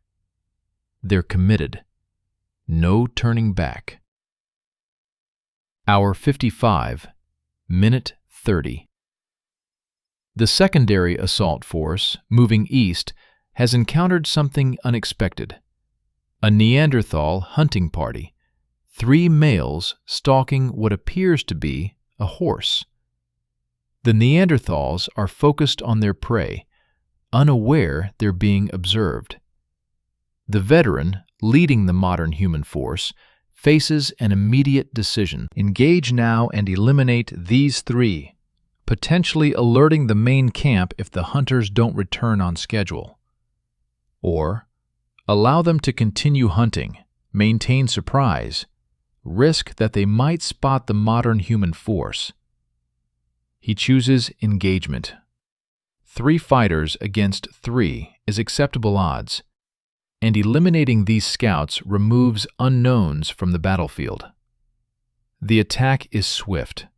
The modern humans use their atlatl spears from concealment, launching before the Neanderthals even know they're under attack. 2 Neanderthals go down from the initial volley. The third turns to fight and is overwhelmed by 6 modern humans who close distance with stabbing spears. The fight lasts perhaps 20 seconds. All 3 Neanderthals dead. No modern human casualties. But there's a problem. The horse they were stalking has bolted, crashing through the forest in blind panic. And the Neanderthal camp is only 2 miles away. Will someone hear the commotion? Will they investigate? The veteran orders rapid movement. They need to cover those 2 miles and hit the camp before any alarm can be raised. The timeline just accelerated. Hour 56, minute 45. At the main cave complex, the blocking force has intercepted and killed 2 more Neanderthals, an adult male and female traveling together, possibly mates, moving from one camp to another. The total count is now 37 Neanderthals dead in 72 hours. The blocking force leader reports this to the defensive force at the cave, and the information is noted but not celebrated. There's a grim efficiency to all of this, a sense that something terrible but necessary is happening. Some of the modern humans are beginning to have doubts, not about the strategic logic, that still holds, but about the moral weight of what they're doing. These are not animals they're killing. These are people. Strange people, yes, but people nonetheless. One of the elder women raises this concern with the main leader, speaking in low tones by the fire. She describes watching the Neanderthal children, seeing their grief, and questioning whether this level of violence serves long-term survival or long-term corruption of their humanity. The leader listens. He doesn't dismiss her concerns, but his response is brutal in its pragmatism. We are in a war we didn't start by existing here. The Neanderthals would do the same if situations were reversed. Survival requires hard choices. Mercy is a concept that only exists in times of surplus. This is not a time of surplus. The elder woman nods, not convinced but accepting. What choice does she have? They're committed now. The only way forward is through. Hour 60, minute 0. The secondary assault force reaches visual range of the Neanderthal camp to the east. It's smaller than the main target, maybe 20 individuals visible based on movement patterns observed from a concealed position on high ground. The camp is situated in a wide, shallow cave with good southern exposure. There's a cleared area in front where children are playing. Smoke from cooking fires drifts up into the afternoon sky. It looks peaceful, domestic, utterly unprepared for what's about to happen. The veteran is organizing his force for the same tactic that worked in the initial invasion: fire to drive them out, coordinated spear volleys, pursuit. But he's working with only 20 fighters instead of the original 120, and he's facing 25 defenders instead of 37. The mathematics are tighter. The margin for error is gone. He decides to modify the tactic. Instead of a direct assault, he'll use a feint. Half his force, 10 fighters, will create a distraction on the south side of the camp, making noise, being visible, drawing attention. While the Neanderthals respond to that threat, the other 10 fighters will launch the actual attack from the north, using fire and spears to create chaos. It's more complex, requires better coordination, but it should reduce casualties on the modern human side. Should. Hour 60, minute 25. The attack begins. The southern feint team emerges from tree line, visible to the Neanderthal camp, making sounds and gestures that are deliberately provocative. They're not charging. They're presenting themselves as a threat that needs to be addressed. The Neanderthals react exactly as predicted. The adult males grab weapons and begin moving toward the disturbance, forming a defensive line between the strangers and the camp. It's instinct, training, the protective imperative that defines survival in this world. And while they're focused south, the northern attack team launches. Fire first. Torches thrown into the cave entrance, creating immediate smoke and confusion. Then the spear volley. 10 atlatl weapons launching in coordinated sequence, arcing over the defensive line to hit the area near the cave where women and children are clustered. The effect is catastrophic. 3 Neanderthals down in the first seconds. Panic spreading. The defensive line collapses as males turn to protect families instead of facing the southern threat. And that's when the southern feint team transitions to actual attack, hitting the now disorganized defenders from behind. The Neanderthals are surrounded, confused, fighting on 2 fronts. They're brave. Courage is not the issue. But tactics matter more than bravery, and the tactics here are overwhelming. Within 2 minutes, 8 Neanderthals are dead. 5 more are wounded. The rest are fleeing into the forest in different directions. The modern humans pursue, but the veteran calls them back after 50 yards. Extended pursuit in unfamiliar territory is how you lose people. Better to secure the camp, confirm casualties, regroup. Hour 60, minute 40.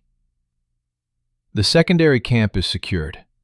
Final count: 11 Neanderthals dead, 7 wounded and captured. Approximately 7 escaped into the forest. Casualties on the modern human side: 1 dead from close combat, 3 wounded, 1 seriously. The ratio is acceptable from a strategic perspective, not from a human perspective. That dead modern human was someone's son, someone's mate, someone's friend.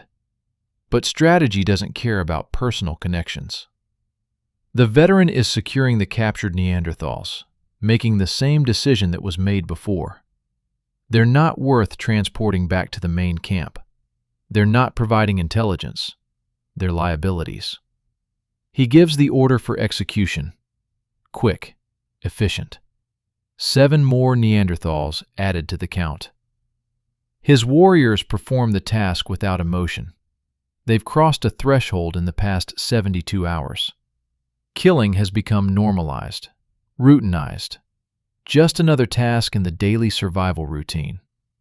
This is how warriors are made. Not through courage or glory, but through the systematic erosion of the psychological barriers against taking human life. Hour 62, minute 15. Night is falling on the 3rd day. The secondary assault force is preparing to defend the captured camp overnight before beginning the return journey to the main base. They're not occupying this camp permanently. It's too far from the primary position, too difficult to defend with their numbers. They're just denying it to the Neanderthals, destroying what can't be carried, leaving it unusable. The primary assault force, moving toward the larger Neanderthal camp to the north, is still a day away from their target. They've been marching hard, and exhaustion is beginning to show. The commander calls for an early stop to let people rest before the final push. They're close enough now that scouts report seeing Neanderthal territorial markers, stone cairns, carved trees, the subtle signs that say, "This place belongs to us." The modern humans are deep in enemy territory, vastly outnumbered if the Neanderthals realize they're here. Everything depends on maintaining surprise for another 24 hours. Hour 64, minute 0. Midnight of the 3rd day, the 72-hour mark since the original crossing. In those 72 hours, 45 Neanderthals are dead across 3 camps. 2 Neanderthal camps have been destroyed completely. 5 modern humans are dead, 8 wounded. One large Neanderthal camp remains untouched, unaware that extermination is approaching. 3 Neanderthal children are captive in the occupied cave complex, possibly the last survivors of their entire clan. An unknown number of Neanderthal refugees are scattered across the forest, wounded, isolated, unlikely to survive the coming winter. A war that will last 10,000 years and result in the complete extinction of one species has moved from opening gambit to active campaign. And in the forest, under stars that have watched the slow dance of evolution for billions of years, 2 human species are locked in a struggle that only one will survive. The question is no longer whether the Neanderthals will be eliminated from this region. The question is how long it will take and how much of our humanity we lose in the process. The last stronghold. Hour 68, minute 0. Dawn breaks on the 4th day, and the primary assault force is moving through dense pine forest 4 miles from their target. The commander has called a halt for final reconnaissance before the attack. They've been traveling for 3 days through territory that becomes progressively more marked with Neanderthal presence. The stone cairns are larger here, more elaborate. Tree carvings show sophisticated geometric patterns. Not random scratches, but deliberate designs that might represent clan symbols or territorial boundaries. This is not frontier territory. This is heartland. The scouts have returned with updated intelligence, and the news is worse than anticipated. The Neanderthal camp they're approaching isn't just large, it's fortified. The scout describes what she observed from a ridge overlooking the valley. A cave system with multiple entrances, positioned halfway up a cliff face, accessible only by a narrow approach trail. The cleared area in front of the caves shows evidence of defensive preparation. Sharpened stakes driven into the ground in patterns that would impede charging attackers. Piles of rocks positioned for throwing or rolling down on anyone approaching from below. These Neanderthals have thought about defense. They've prepared for war. The question that immediately arises: against whom?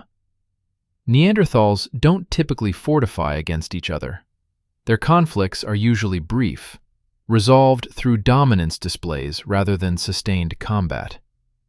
So who taught them to build fortifications? The answer is obvious and disturbing. They've encountered modern humans before.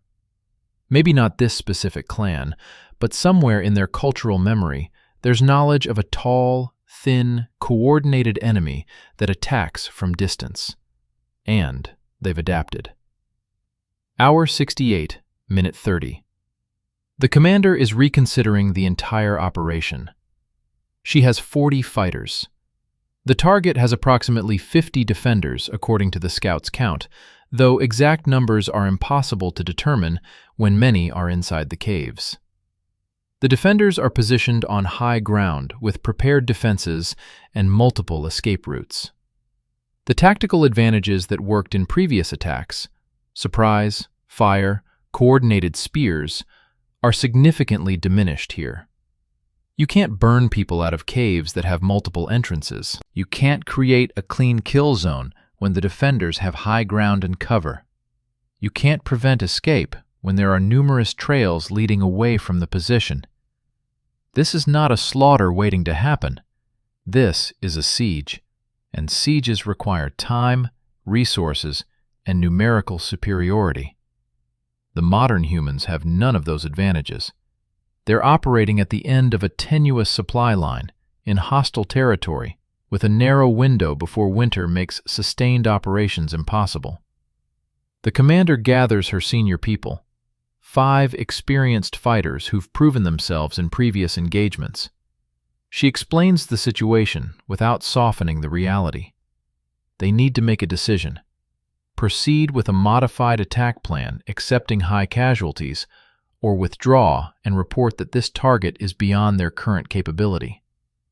Withdrawal is not retreat, it's tactical reassessment, but it feels like defeat, and in a war where morale is as important as weapons, perceived defeat can be fatal to cohesion. The debate is conducted in whispers, gestures, scratches, and dirt. 5 people trying to solve an impossible problem with incomplete information and lethal consequences for error. Hour 69, minute 15. While the debate continues, one of the scouts returns with new information that changes everything.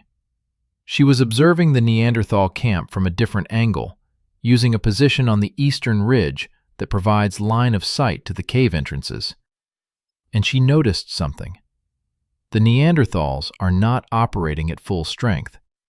A large group, perhaps 20 individuals, mostly adult males, departed the camp 3 hours ago, heading south with hunting weapons and carrying gear. They're on a major hunting expedition, which means the defenders currently at the camp number approximately 30, not 50. And most of those 30 are females, children, and elders. The tactical equation just shifted dramatically. The commander makes an immediate decision. Attack now, before the hunting party returns. The window is narrow, maybe 6 to 8 hours before the hunters come back. But in that window, they have numerical parity against a reduced defensive force.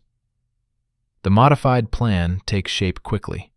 No frontal assault up the main trail.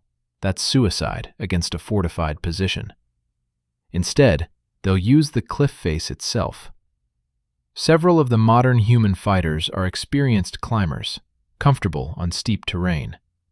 They'll ascend the cliff from an unexpected direction, approaching the caves from above rather than below. Once climbers are in position above the cave entrances, they'll attack downward while the main force creates a diversion below. The defenders will be caught between 2 threats, unable to focus on either effectively. It's still risky. Climbing while carrying weapons is slow and exposed. If the Neanderthals spot them before they're in position, they'll be vulnerable to rocks and spears from below. But it's better than the alternatives. The attack begins immediately. Hour 69, minute 45. 10 of the best climbers separate from the main force and begin working their way up the cliff face, approaching from a direction that puts a ridge between them and the Neanderthal caves. They're moving with the deliberate caution of people who understand that one mistake means death, not from combat, but from gravity. The cliff is limestone, weathered and fractured, offering good handholds, but also unstable sections where rock can crumble without warning. Each climber is carrying a light load, 2 spears, a stone knife, minimal supplies. Everything else has been cached below. The lead climber is a young male who grew up in mountainous terrain before joining this migration group. He's reading the rock face with an expertise that comes from childhood spent navigating vertical landscapes. He's testing each hold before committing weight, choosing routes that offer maximum cover from below. Behind him, 9 others follow in single file, mimicking his movements, trusting his route selection. They're not connected by ropes. That technology exists, but is too cumbersome for combat operations. Each climber is independent, responsible for their own survival. It takes 40 minutes to ascend 60 feet of cliff face. They're moving at roughly 1 foot per minute, which is agonizingly slow when you're exposed and vulnerable. But speed creates noise, and noise means discovery. Hour 70, minute 25. The climbing team reaches a ledge that runs parallel to the cave entrances, about 20 feet above them. It's not ideal. They're still too high for effective spear throws, but it provides a position from which they can observe and coordinate. The lead climber peers carefully over the edge, assessing the scene below. The Neanderthal camp is active with the routine chaos of daily survival. Women are processing hides, scraping and stretching them on wooden frames. Children are playing near the cave entrance under the watchful eyes of elders. 3 adult males, probably too old for the hunting party, are working on tool manufacture, the distinctive sound of stone knapping echoing off the cliff face. It looks peaceful, domestic, completely unaware that death is positioned above them. The climber signals back to the others, ready, waiting for the diversion from below. Hour 70, minute 30. The main force of 30 fighters has positioned itself along the approach trail, far enough from the defensive stakes to be safe from thrown rocks, but close enough to be visible and threatening. The commander is preparing to initiate the diversion. The tactic is simple: make noise. Create the impression of a much larger force preparing to attack from the front. Draw the defender's attention downward and away from the cliff above. On her signal, the modern humans begin shouting, banging weapons against rocks, creating a cacophony designed to trigger alarm. They're not advancing, not yet, just being loud and visible. The response from the Neanderthal camp is immediate. The 3 adult males drop their tools and grab weapons, moving to the edge of the cleared area where the defensive stakes begin. The women begin gathering children, pulling them back toward the cave entrances. The elders are vocalizing warnings in their complex language, pointing toward the threat below. The Neanderthals are organizing a defense, but their attention is entirely focused downward. No one is watching the cliff above. Hour 70, minute 32. The lead climber gives the signal, and the attack from above begins. The first action is rocks. The climbers dislodge stones from the ledge and let them fall into the cleared area below. Not large enough to kill. Those would be too difficult to move, but large enough to injure, to create chaos, to make the Neanderthals look up in confusion. Where is the attack coming from? Before the Neanderthals can process what's happening, the climbers begin descending rapidly, dropping the last 20 feet to the cave level, landing in combat positions with weapons ready. Now the Neanderthals are facing threats from 2 directions.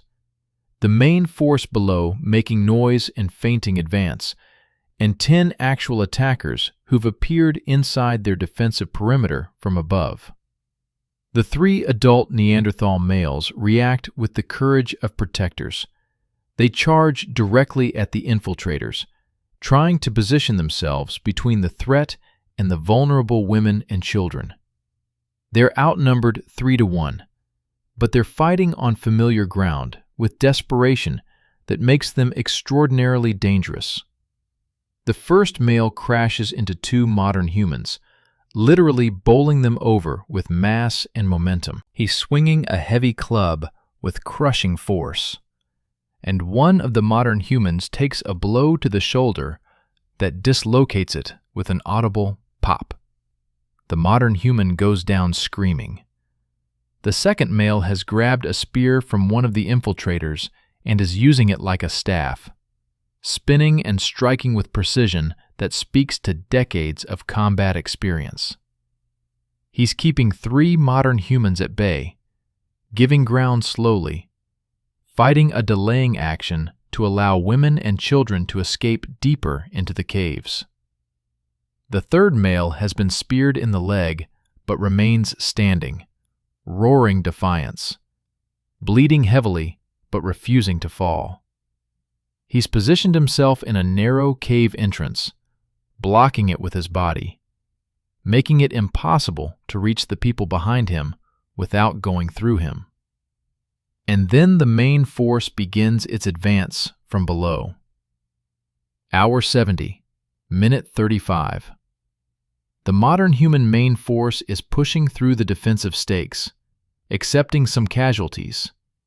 Sharpened points driven into the ground catch two fighters, wounding but not stopping them. The Neanderthal defenders are now completely overwhelmed, facing coordinated attack from above and below simultaneously. The commander is leading the advance personally, not because she's reckless, but because the situation requires visible leadership. Her fighters need to see her taking the same risks they're taking. Tribal warfare is personal, in ways that later, more abstract forms of conflict never are. She's carrying one of the short, stabbing spears used for close combat, and she's heading directly for the cave entrance where the wounded Neanderthal male is making his stand. She understands tactically that as long as he blocks that entrance, the Neanderthals inside have time to organize, to prepare ambushes, to create problems. He has to be removed. She approaches carefully, watching his movements, noting that his wounded leg is affecting his balance. He's leaning slightly to compensate, which means his right side is exposed for a fraction of a second during each weight transfer. She feints left, drawing his attention and his weapon, then pivots right and thrusts low, aiming for the already wounded leg.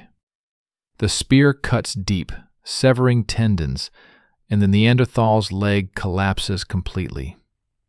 He goes down to one knee, but continues fighting, swinging his club in wide arcs that keep her at distance. He's roaring something in his language, words that might be curses or prayers or final statements of identity. We'll never know. 3 more modern humans arrive to assist, and the Neanderthal defender disappears under a coordinated spear attack. He dies, still trying to protect the people behind him, still fighting, still refusing surrender. Hour 70, minute 40. The cleared area in front of the caves is now controlled by modern humans. The 3 Neanderthal males who form the defensive line are dead. Several women and elders who tried to fight are dead or wounded. The children and remaining adults have retreated into the deepest parts of the cave system. The commander is facing a tactical problem: cave fighting. The caves here are extensive, with multiple chambers connected by narrow passages. Pursuing the Neanderthals into those confined spaces means fighting in darkness, in terrain they know intimately, where Neanderthal strength and close combat capability are maximized. Every advantage the modern humans have, coordination, ranged weapons, tactical flexibility, is negated in the caves. She makes the decision that's been made before: fire. But the caves here have multiple openings, which means smoke will vent rather than concentrate. Simple arson won't work. They need to seal the alternate exits and force the smoke through the main chambers. She orders teams to locate and block the smaller cave openings. Use rocks, pack them tight with dirt and moss, make them airtight. Then set fires at the main entrance and let the smoke do the work. It's brutal. It's effective. It's genocide by asphyxiation. Hour 71, minute 15. The cave sealing operation takes 35 minutes. The modern humans work with systematic efficiency, locating 7 different openings in the cliff face and blocking 6 of them. The 7th, the largest, the main entrance, is left open but with fires set just inside, creating a smoke generator. The smoke begins to fill the cave system within minutes.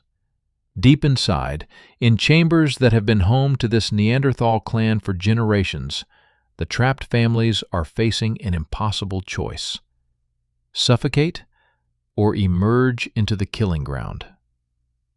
They emerge. The first to come out are children, coughing, crying, eyes streaming from smoke irritation. They're disoriented, terrified, looking for adults to tell them what to do. Behind them, women carrying infants, supporting elders, trying to shield the most vulnerable while navigating the smoke and chaos. And behind them, the remaining adult males, perhaps 5 of them, not enough to form an effective defense, but enough to try. They emerge coughing and immediately charge the modern human positions in a desperate final attack. They die within seconds. Atlatl spears launched from 30 yards don't care about courage or desperation. The mathematics of distance warfare are absolute. Hour 71, minute 20. The killing is methodical now, almost mechanical. The modern humans have established a perimeter around the cave entrance, and anything that emerges is targeted immediately. No discrimination between combatant and non-combatant. There is no such distinction in this world. Everyone is potentially dangerous. Everyone is competition for resources. Everyone represents threat. 15 Neanderthals die in the smoke-forced exodus. Women, children, elders, the young and old, the strong and weak. The distinction doesn't matter when survival is measured in exclusive terms. Us or them. No middle ground.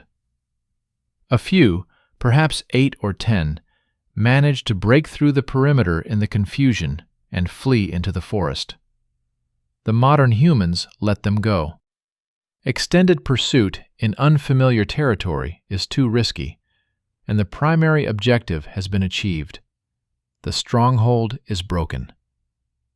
Hour 72, minute 0. Exactly 72 hours, 3 full days since the original crossing. The commander is standing in the cleared area in front of the captured caves, conducting a casualty assessment. Modern human losses: 7 dead, 12 wounded. 3 of those wounds serious enough that survival is uncertain. Out of 40 fighters, that's nearly half the force affected. The cost was high. Neanderthal losses: 23 confirmed dead at the campsite. Unknown number dead in the caves from smoke inhalation. Approximately 8 to 10 escaped. Out of an estimated 30 present during the attack, perhaps 75% casualty rate. But here's the strategic reality that changes everything. The 20 Neanderthal hunters who left on their expedition will return within hours. They'll find their home destroyed, their families dead or missing, their territory occupied by an enemy they've never encountered before. What will they do? The commander is gambling that they'll flee rather than attack. 20 against 33 capable modern human fighters. The odds aren't favorable. But 20 Neanderthals who are enraged, who have nothing left to lose, who are fighting for revenge rather than survival. That's a different calculation.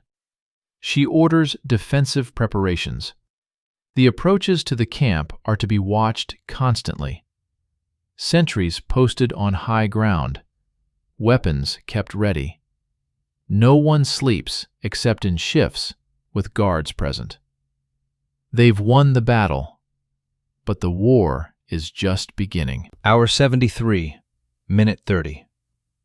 Back at the main cave complex, the original invasion site, the blocking force has intercepted and killed 3 more Neanderthals over the past day. Small groups or individuals moving through the forest, unaware that the territory has changed hands. The total count across all engagements is now approaching 70 Neanderthal deaths in 72 hours. The secondary assault force has returned with news of their successful attack. 2 camps destroyed. 1 large camp captured at significant cost. The defensive force at the main base has maintained security and continued gathering resources. No attacks, no probes, no indication that neighboring Neanderthal clans are aware of what's happening. But that can't last. The sheer number of Neanderthals who've been killed or displaced means refugees are spreading across the landscape. Some will die from exposure or predators, but some will reach other clans, will tell stories, will warn of tall, thin attackers who coordinate violence in ways Neanderthals have never encountered. The element of surprise is expiring. The nature of the conflict is about to change. Hour 75, minute 0. The Neanderthal hunting party returns to their home camp. They approach cautiously. Something is wrong. They can smell smoke, but not the familiar cooking fires. This is different. Acrid. Chemical. The smell of burning materials that shouldn't burn. The lead hunter signals a halt, and the group spreads into a defensive formation, weapons ready. They advance slowly, using cover, reading the landscape for threats. And then they see it. Bodies. Scattered across the cleared area. Women they knew. Children they played with. Elders who taught them to hunt and craft tools. Dead. Mutilated by weapons they don't recognize. Spear wounds from projectiles that penetrated bone, something their thrusting spears could never achieve. The lead hunter vocalizes something, grief or rage or both, and the other hunters join in, creating a sound that echoes off the cliff face. It's not language. It's beyond language. It's the sound of a species encountering its own extinction. And then they see the enemy. Modern humans. 30 of them, positioned defensively near the cave entrance, weapons ready, clearly expecting this confrontation. The Neanderthals outnumber them 20 to 30, but the modern humans have the high ground, prepared positions, and those devastating ranged weapons. A frontal assault would be slaughter. The lead hunter makes a decision that will save his life, but doom his people. He signals retreat. Hour 75, minute 10. The Neanderthal hunters are withdrawing, moving back into the forest, not in panicked flight, but in tactical retreat. They're staying together, maintaining formation, ready to fight if pursued. But the modern humans don't pursue. The commander understands that wounded enemies who escape become problems later, but exhausted, wounded forces pursuing into unknown territory become dead forces. Her people have been fighting for 3 days straight. They need rest, consolidation, time to treat wounded and secure gains. She lets the Neanderthals go. And in that decision, she makes both a tactical and strategic choice. Tactically, it prevents immediate casualties. Strategically, it means survivors who will spread word of what happened here, who will warn other clans, who will begin the process of organized resistance. But maybe that's acceptable, maybe even preferable, because organized resistance requires coordination, and coordination takes time, and time is what the modern humans need to bring in reinforcements from the Levantine corridor, where larger populations exist. This invasion was always meant to be the opening move in a larger campaign. 3 clans destroyed in 72 hours is success beyond initial projections. Now they need to consolidate, fortify, and prepare for the next phase. Hour 76, minute 30. The surviving Neanderthal hunting party has traveled 3 miles from their destroyed camp and stopped to regroup. They're in shock, processing trauma that has no precedent in their experience. Everything they knew is gone. Their families are dead. Their home is occupied. The territorial integrity they assumed was permanent has been shattered in a single day. The lead hunter is trying to make sense of what happened, trying to understand the enemy they faced. Tall, thin, moving with coordination that seemed almost supernatural. Weapons that killed from distances they didn't think possible. Numbers that suggested organization beyond anything Neanderthals typically achieve. He's reaching a conclusion that would be obvious to us, but is revolutionary for him. These are not just rivals. These are a fundamentally different kind of threat. And there's another realization crystallizing in his mind. The hunters saw bodies during their brief reconnaissance of the destroyed camp. They recognize them. They know which other clans they came from based on tool styles, hide-working techniques, decorative patterns on clothing. This wasn't an isolated attack. Multiple clans have been hit simultaneously. This is coordinated warfare on a scale Neanderthals don't practice. The lead hunter makes a decision. They need to warn others. Every Neanderthal clan within a 10-day walk needs to know that something new and terrible has entered their world. He splits his group. 10 will head north to the largest Neanderthal population center, a valley containing perhaps 3 clans in close proximity, maybe 150 individuals total. 10 will head west to smaller, scattered groups. The message is simple. Gather. Organize. The enemy cannot be faced individually. Only collective action stands a chance. It's the beginning of Neanderthal resistance. Too late to save the clans already destroyed. Possibly too late to change the ultimate outcome. But not too late to make the invaders pay for every inch of territory. Hour 78, minute 0.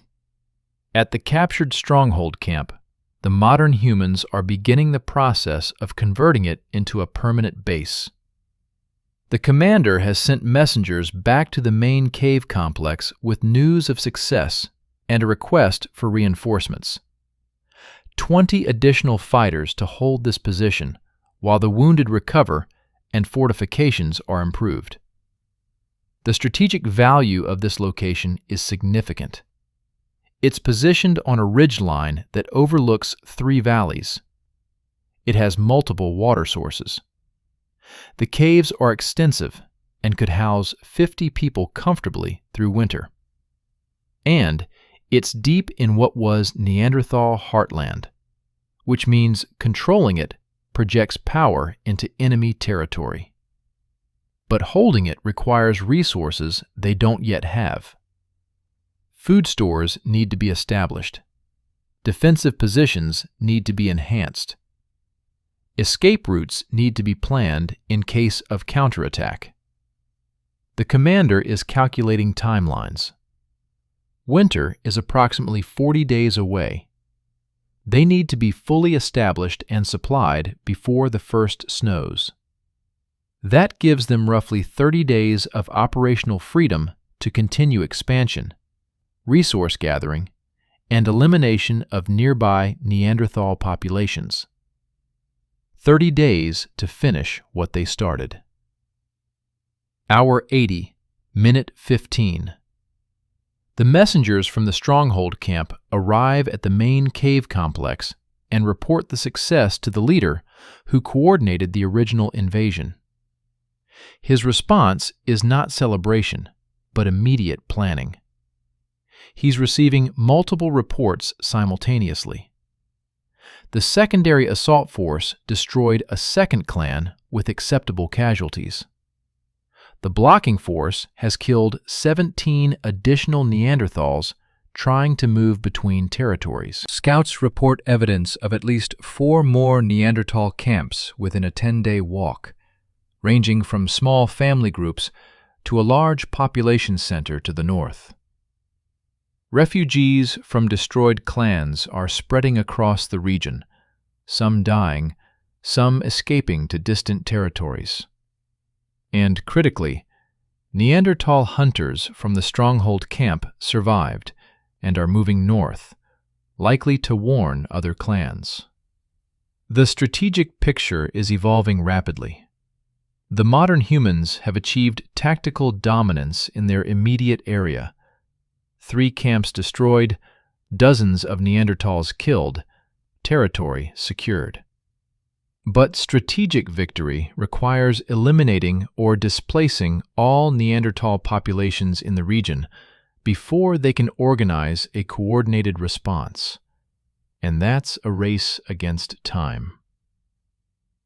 Hour 82, minute 30.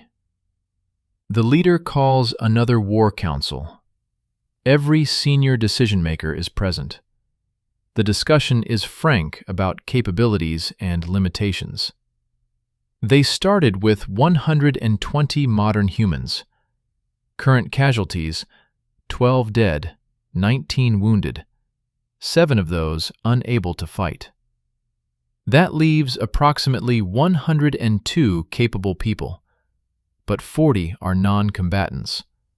Children too young to fight, mothers with infants, elders too old for combat.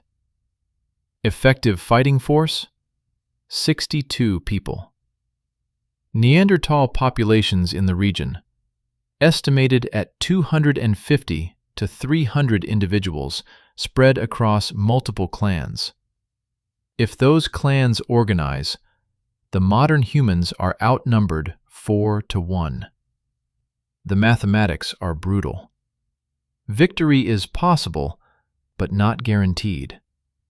Every engagement carries risk.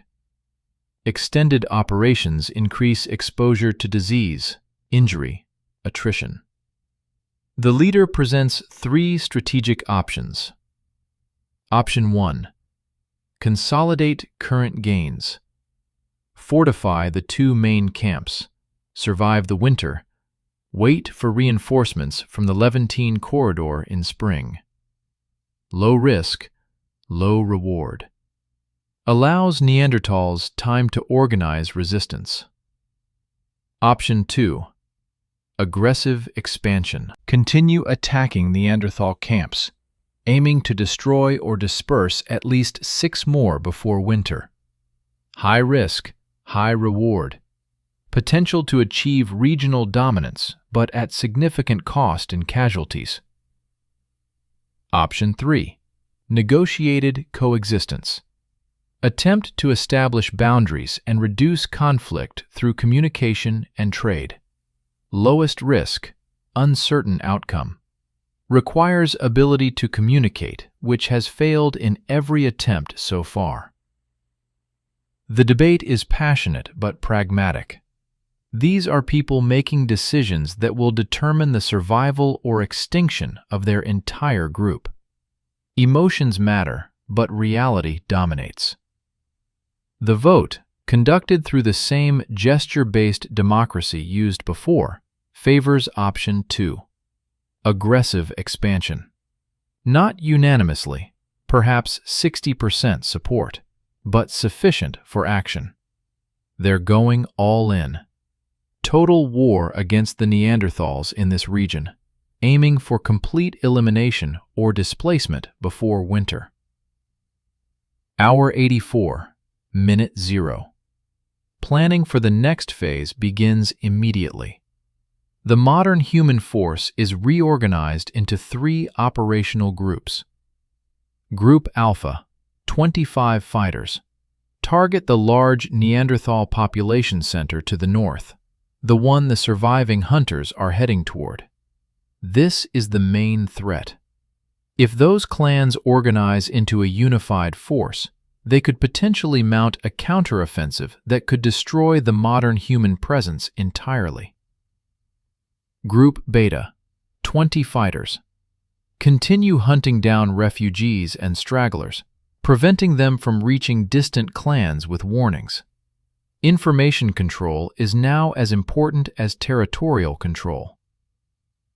Group Gamma, 17 fighters, plus all non-combatants.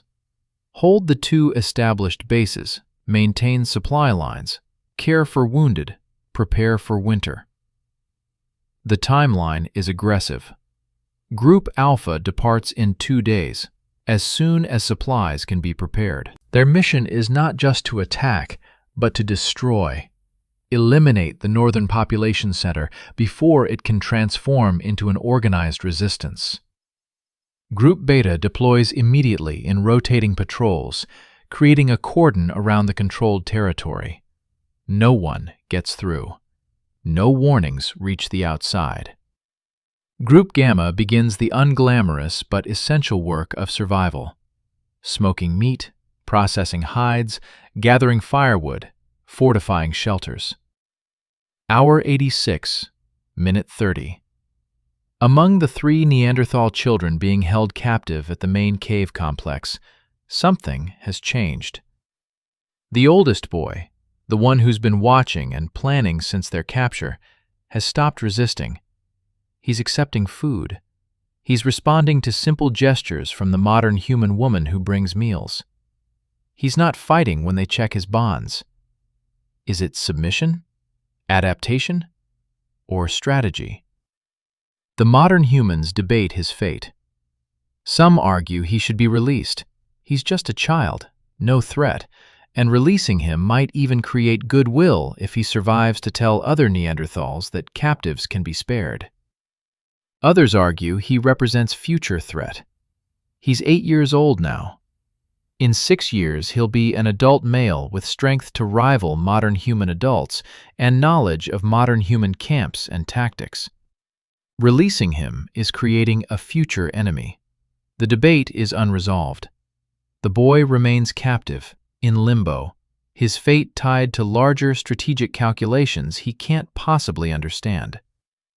Hour 88, minute 15.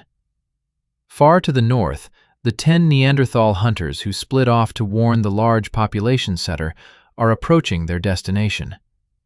They're exhausted, traumatized, carrying news that will change the world for their people.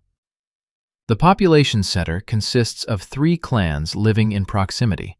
Not a unified political entity, but 3 family groups that maintain friendly relations, trade, intermarry occasionally. Total population approximately 140 individuals. It's the largest concentration of Neanderthals in the region. If they can be warned, organized, armed, they represent the only force capable of challenging the modern human invasion. The hunters are trying to articulate what they saw, what happened to their home clan. But the concepts they need to communicate, coordinated multi-front attacks, weapons that kill from distance, systematic extermination of entire populations, these don't exist in Neanderthal experience. They can say, tall strangers attacked. They can say, many died. They can say, new weapons, dangerous. But can they convey the existential nature of the threat? Can they make the other clans understand that this isn't a dispute over hunting territory, but a war of extermination? The transmission of strategic intelligence is culturally dependent. Without writing, without maps, without standardized military terminology, verbal warnings lose precision and urgency. Details get confused. Exaggeration makes accounts less credible. The hunters are doing their best. Whether it's enough remains to be seen. Hour 90, minute 0. At the main modern human camp, the leader is standing alone by the fire, conducting a private reckoning. 72 hours has become 90 hours. 3 days has become nearly 4. In that time, they've killed approximately 75 to 80 Neanderthals, destroyed 3 major camps, captured 1 stronghold position, and established territorial control over roughly 40 square miles of prime hunting territory. By any measure, it's a stunning success. They've achieved more than initial planning projected. But the cost is also real. 12 dead modern humans, 19 wounded, some of whom will die from infections or complications. Psychological toll on fighters who've been killing people, not animals, people, for 4 days straight. Moral questions that don't have clear answers emerging among the group. And the strategic situation remains uncertain. Neanderthal survivors are spreading warnings. The large population center to the north remains intact and potentially hostile. Winter is approaching, and they're not yet prepared. The leader is experiencing something that military commanders throughout history will recognize: the gap between tactical success and strategic victory. Winning battles doesn't automatically mean winning wars. He's also experiencing something more personal, though he'd never articulate it this way: doubt. Not about the necessity of what they've done, survival admits no guilt, but about what it means, about what kind of people they're becoming in the process of surviving. He pushes the thought away. Doubt is luxury. Philosophy is surplus. Right now, there's only forward momentum. Hour 92, minute 45. Group Alpha, the 25 fighters designated to attack the northern population center, is conducting final preparations. They're the best fighters, the most experienced, the ones who've survived previous engagements and learned from them. Their leader is a male in his late 20s. Let's call him the Spear for his weapon of choice and his direct approach to problems. He's been listening to the scouts' reports about the target, and he's concerned. 3 clans in proximity means potentially coordinated defense. 140 individuals means overwhelming numbers if they fight unified. And these clans have had time to hear warnings, to prepare, to adapt. This won't be like the previous attacks. This will be real combat against prepared defenders who outnumber the attackers nearly 6-1. The Spear is modifying tactics accordingly. No surprise is possible. The Neanderthal hunters almost certainly reached the northern clans with warnings. No fire tactics will work against multiple caves with good ventilation. No clean kill zones exist in territory the defenders know intimately. This requires a different approach: assassination and fear. Instead of attacking the camps directly, they'll target hunters, gatherers, anyone who ventures away from the main defensive positions. Create a siege without committing to direct assault. Force the Neanderthals to stay fortified, burn through their food stores, wait for desperation to make them vulnerable. It's patient, it's cruel, it's strategic. Hour 96, minute 0. 4 full days since the crossing. The modern human invasion has transformed from a raid into an occupation, into a campaign of regional conquest. The numbers tell the story. 83 Neanderthals confirmed dead. Unknown additional number dead from wounds, exposure, or starvation among refugees. 3 major camps destroyed. 1 stronghold captured. Approximately 50 square miles of territory under modern human control. 12 modern humans dead. 23 wounded. Psychological cohesion strained but holding. Resources adequate for 30 more days of operations before winter makes further expansion impossible. 4 Neanderthal clans remaining in the immediate region. 1 large population center to the north, 3 smaller groups scattered at various distances. Unknown number of refugees scattered across the broader landscape. The war that began with a crossing has metastasized into something larger.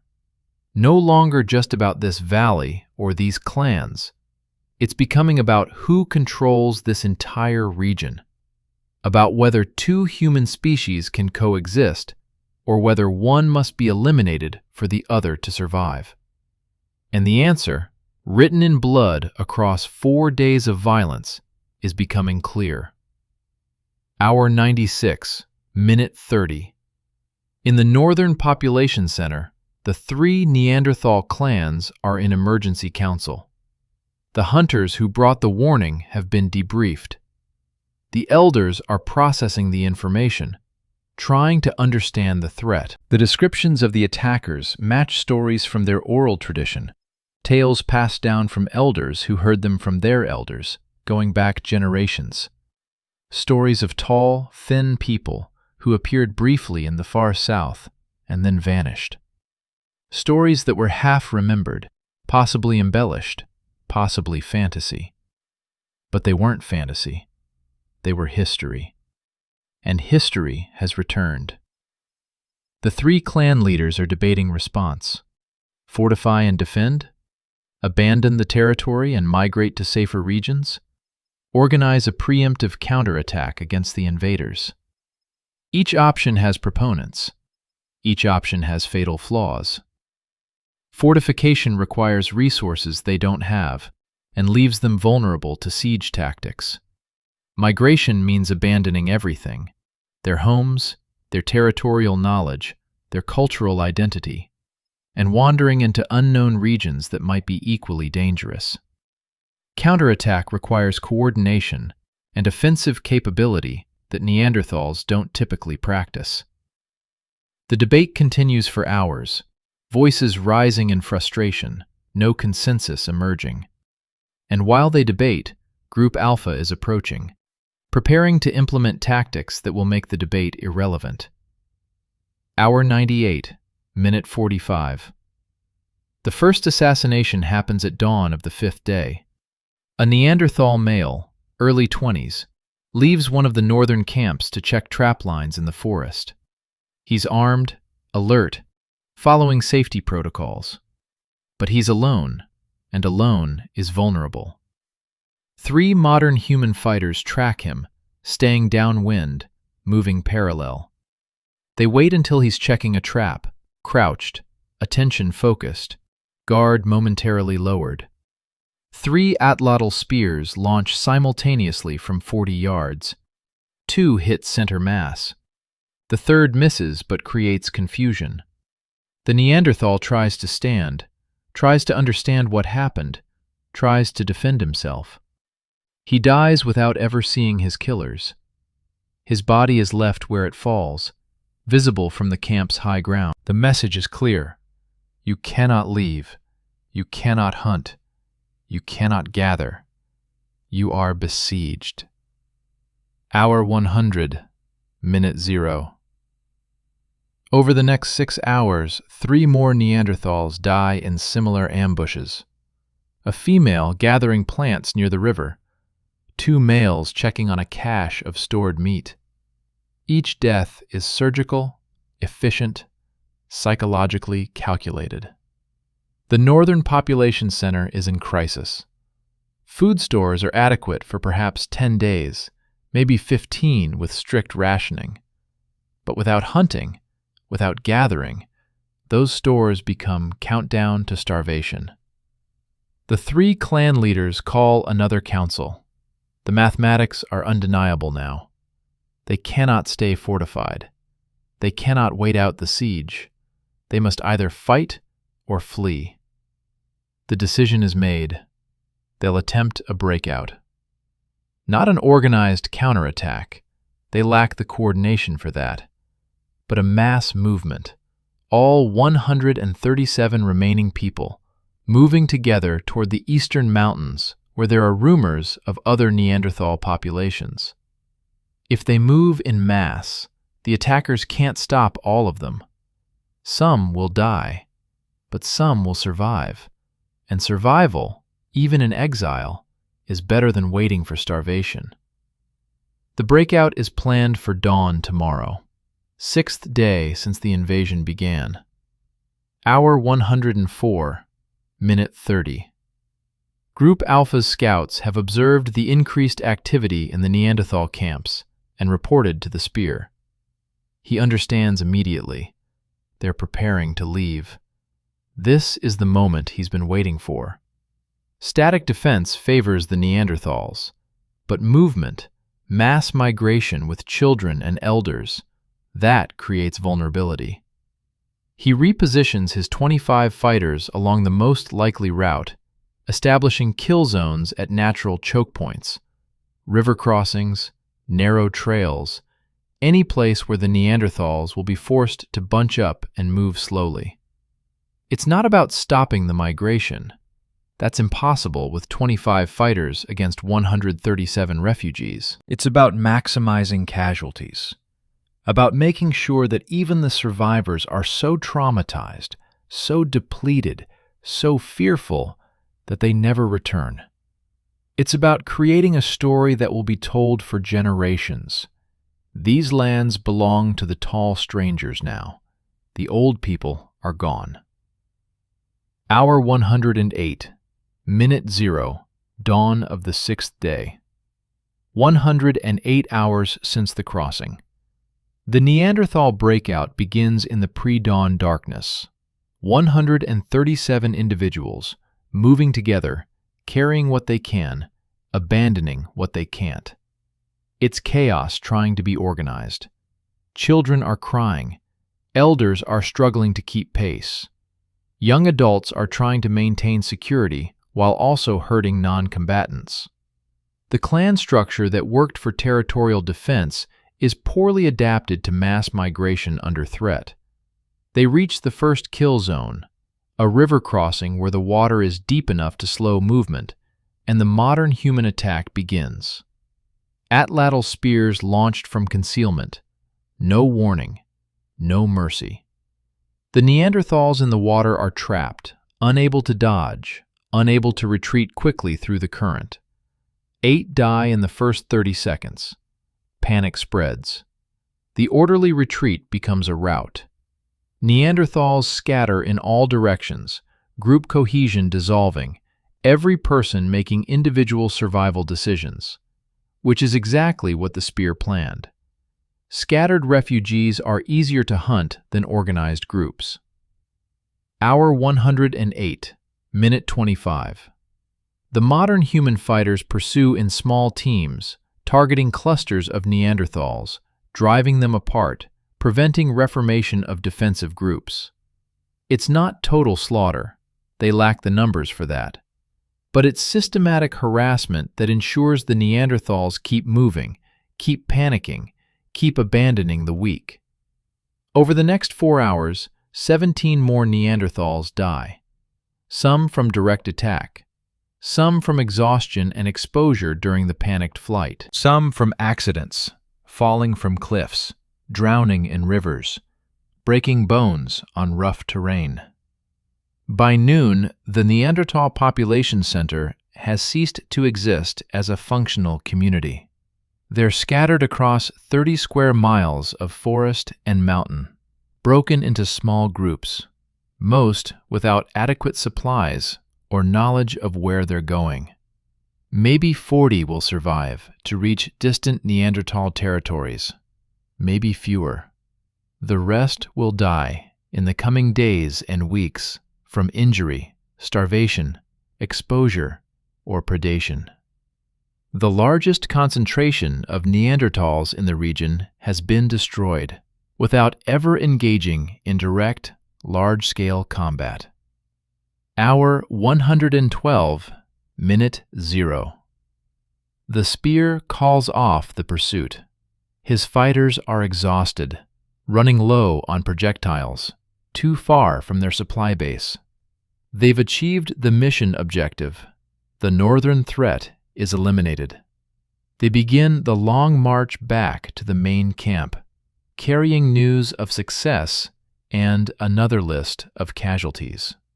3 modern humans killed during the ambushes, 5 wounded, 1 severely. The cost-benefit analysis remains favorable, but barely. Every engagement is degrading combat effectiveness. The initial force of 120 modern humans is now down to 97 capable people after deaths and serious wounds.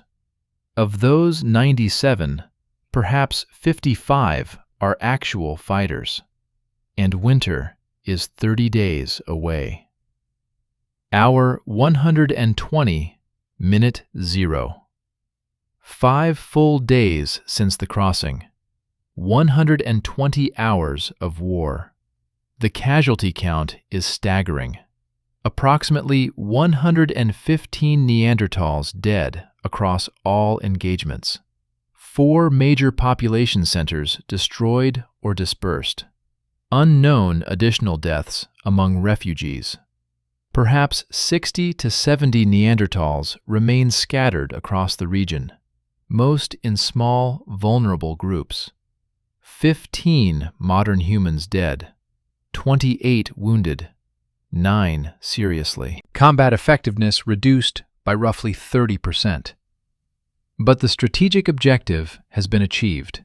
The modern humans control the prime territory. The Neanderthal presence has been reduced from dominant to residual. The region that was Neanderthal heartland has become modern human territory. In this pattern, invasion, violence, displacement, extinction will repeat across Europe and Asia over the next 10,000 years. Sometimes fast, sometimes slow, sometimes with different tactics, but always with the same outcome. The Neanderthals are not defeated yet, but they're being defeated. Present progressive tense, a process that's happening, that's inexorable, that ends in their complete disappearance from Earth. End Chapter 3. 5 days of war has become a campaign of extermination that will echo across millennia. The first 72 hours was tactical brilliance. The next 48 was strategic execution. But warfare is not just about tactics and strategy. It's about what violence does to the people who commit it. Tomorrow, we'll examine the aftermath, the psychological cost, the moral void, the transformation of modern humans from migrants into conquerors, into something else entirely. We'll also look at what happens when you push an enemy to the brink of extinction, because cornered animals fight differently, and the Neanderthals, for all their disadvantages, are not animals. They're people. And people, when facing annihilation, are capable of desperate measures. The price of victory. Hour 144, minute 0. 6 days since the crossing. The modern human leader stands at the entrance of the original captured cave, watching the sunrise over territory that is now theirs. The mathematical victory is absolute. 4 Neanderthal population centers destroyed, over 100 Neanderthals dead, perhaps 50 scattered survivors fleeing toward distant territories they may never reach. Territorial control established over approximately 80 square miles of prime hunting ground. But numbers tell only part of the story. The leader turns to look at his people, and what he sees troubles him in ways he cannot fully articulate. These are not the same humans who crossed the river 6 days ago. Something fundamental has changed. The fighters who return from Group Alpha are different. They move differently, speak differently. Their eyes carry something new. Not fear. Fear can be healthy, can keep you alert. This is something else. A flatness, an absence. They've crossed a threshold that cannot be uncrossed. You can only kill so many people who look you in the eyes before something breaks inside. And these fighters have killed dozens. Men, women, children, elders. They've stopped distinguishing. They've stopped hesitating. They've become efficient. And efficiency in killing is both military asset and human tragedy. Hour 148, minute 30. The casualties are being laid out for burial. 15 modern humans dead over 6 days of fighting. Each one has a name, a history, relationships that now contain permanent absences. The burial ceremony is brief, pragmatic. Bodies are placed in a small ravine, covered with rocks to prevent scavenging. Words are spoken, not prayers exactly, but acknowledgments. These people died so we could live. Their sacrifice enables our survival. We will remember them. But will they? In 5 years, will anyone remember the name of the young woman who took a Neanderthal club to the skull during the first attack? In 10 years, will the details matter, or just the abstract fact that people died during the invasion? Memory is selective. History is written by survivors. And survivors have a tendency to simplify, to make narratives cleaner than the messy reality of actual events. One of the elder women approaches the leader after the ceremony. She's been vocal about her concerns throughout the campaign, and she's not softening now. She speaks bluntly. What have we become? The leader doesn't have an answer that satisfies her. He explains necessity, survival, the zero-sum mathematics of competition for scarce resources. He's not wrong, but he's not right either, and they both know it. Because necessity can explain violence without justifying it. And the absence of justification doesn't eliminate the weight of what's been done. Hour 152, minute 0. The 3 Neanderthal children remain captive, and their fate has become a focal point for the moral questions haunting the modern human camp. The oldest boy has been observing, learning, adapting with the intelligence that reminds everyone he's a person, not an animal. He's begun to understand some modern human gestures. He responds to his name, or rather, the name the modern humans have given him, since his original name in his own language is unpronounceable to them. Some of the modern humans have begun to feel something like affection for the children. The woman who brings them food has started spending extra time, trying to teach them words, treating them almost like the orphans they are, rather than the enemies they represent. Others see this as dangerous sentimentality. These children are Neanderthals. In 10 years, the boy will be stronger than any modern human male. He'll remember what happened to his family. He'll carry that rage into adulthood. Keeping him alive is creating a future threat. The debate has been ongoing for days, and it's creating a rift in the group. Not a break. Survival requires unity, but a crack. A division between those who see the Neanderthals as people deserving of mercy and those who see them as competitors to be eliminated. The leader has postponed the decision repeatedly, but winter is coming, and resources are finite, and hard choices cannot be delayed forever. Hour 156, minute 30. Group Beta, the patrol teams that have been hunting refugees and preventing information spread, returns with disturbing news. They encountered a group of 7 Neanderthal survivors heading east, attempting to reach distant territories. Following standard protocol, they engaged, intending to eliminate the refugees before they could spread warnings. But something unexpected happened. The Neanderthals fought back with a ferocity and coordination that surprised the modern humans. Not the desperate flailing of panicked refugees. Organized defense, tactical retreat, covering fire from thrown rocks while others escaped. 3 Neanderthals died, 4 escaped. And critically, they escaped going east, toward regions where other Neanderthal populations exist. The implications are profound. Within 10 days, perhaps 20, those survivors will reach other clans. They'll tell the story of what happened.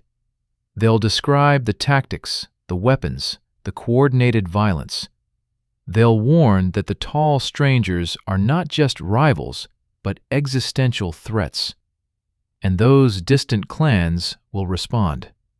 Maybe with fear, pulling back from this region. Maybe with anger, organizing a counteroffensive. Maybe with adaptation, developing new tactics and weapons to defend against modern human attacks. The invasion has succeeded tactically, but strategically, the war is just beginning. Hour 160, minute 0. The commander of Group Alpha has requested a private meeting with the main leader. She arrives at the main cave after dark, and her demeanor carries the weight of someone who needs to confess something. She describes what happened during the breakout massacre at the Northern Population Center, the systematic targeting, the pursuit of fleeing refugees, the calculated decisions about who to kill and who to let escape for lack of ammunition or time.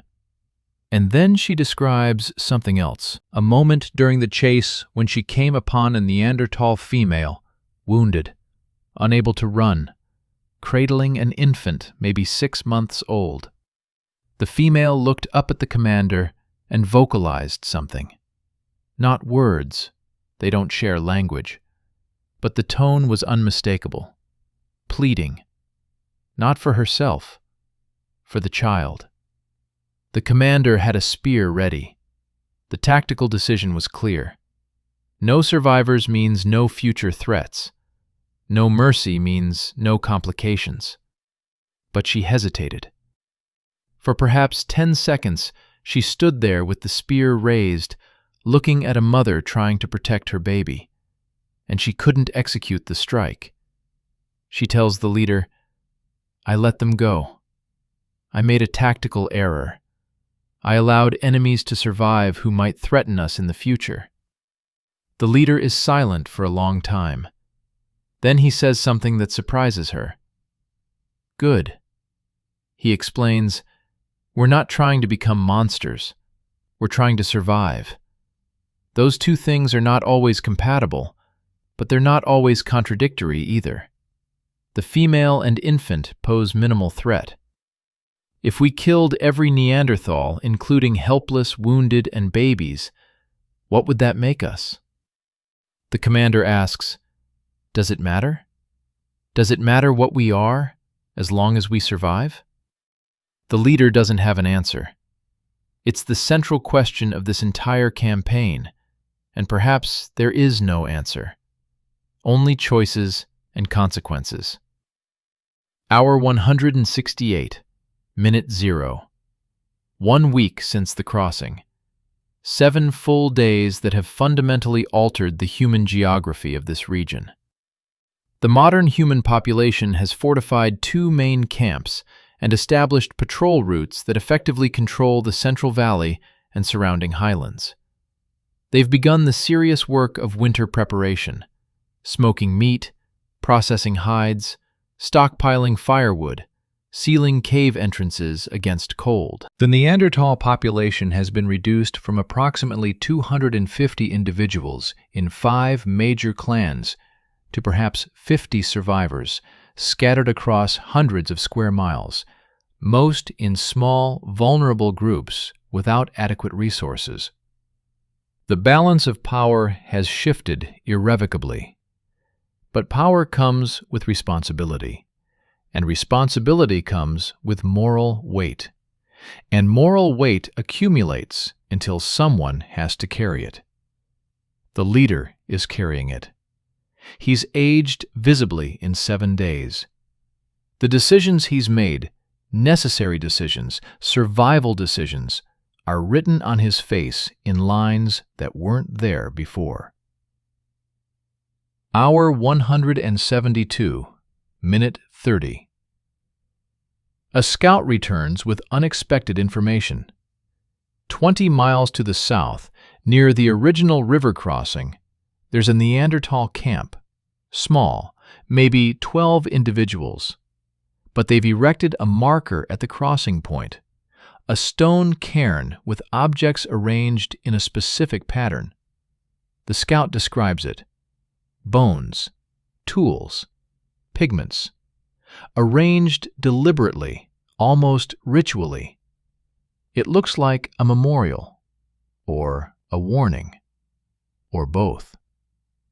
The leader decides to investigate personally, taking 5 warriors for security. They travel south, retracing the route of the original invasion, seeing the landscape with new understanding now that they know what happened here. They reach the crossing point and see the cairn. It's approximately 6 feet high, constructed with care, decorated with red ochre in patterns that suggest symbolic meaning. Around the base are objects: a child's toy carved from wood, a woman's hide-working tool, a male's hunting spear deliberately broken. It's a grave marker. Not for bodies. The Neanderthals don't bury their dead here, but for the clan, for the people who are gone, for a way of life that ended when the modern humans crossed the river. The leader stands looking at this monument for a long time. He's not sentimental. Sentiment is luxury. But he's also not blind to what he's seeing. The Neanderthals created this, which means some survived. Which means they came back to this place, knowing it was dangerous, to build a memorial. Which means they have culture, ritual, emotional connection to the dead that transcends immediate survival needs. Which means they're people, in every sense that matters. Hour 176, minute 0. Back at the main camp, the decision about the Neanderthal children can no longer be delayed. Winter is 25 days away. Resources are calculated precisely. Every mouth to feed matters. The leader calls a final council, and this time the vote will be binding. The question is simple: do the children live or die? Arguments for execution. They consume resources. They represent future threats. They're reminders of violence that makes some modern humans uncomfortable. They cannot be truly integrated. The cultural and cognitive differences are too great. Arguments for mercy. They're children.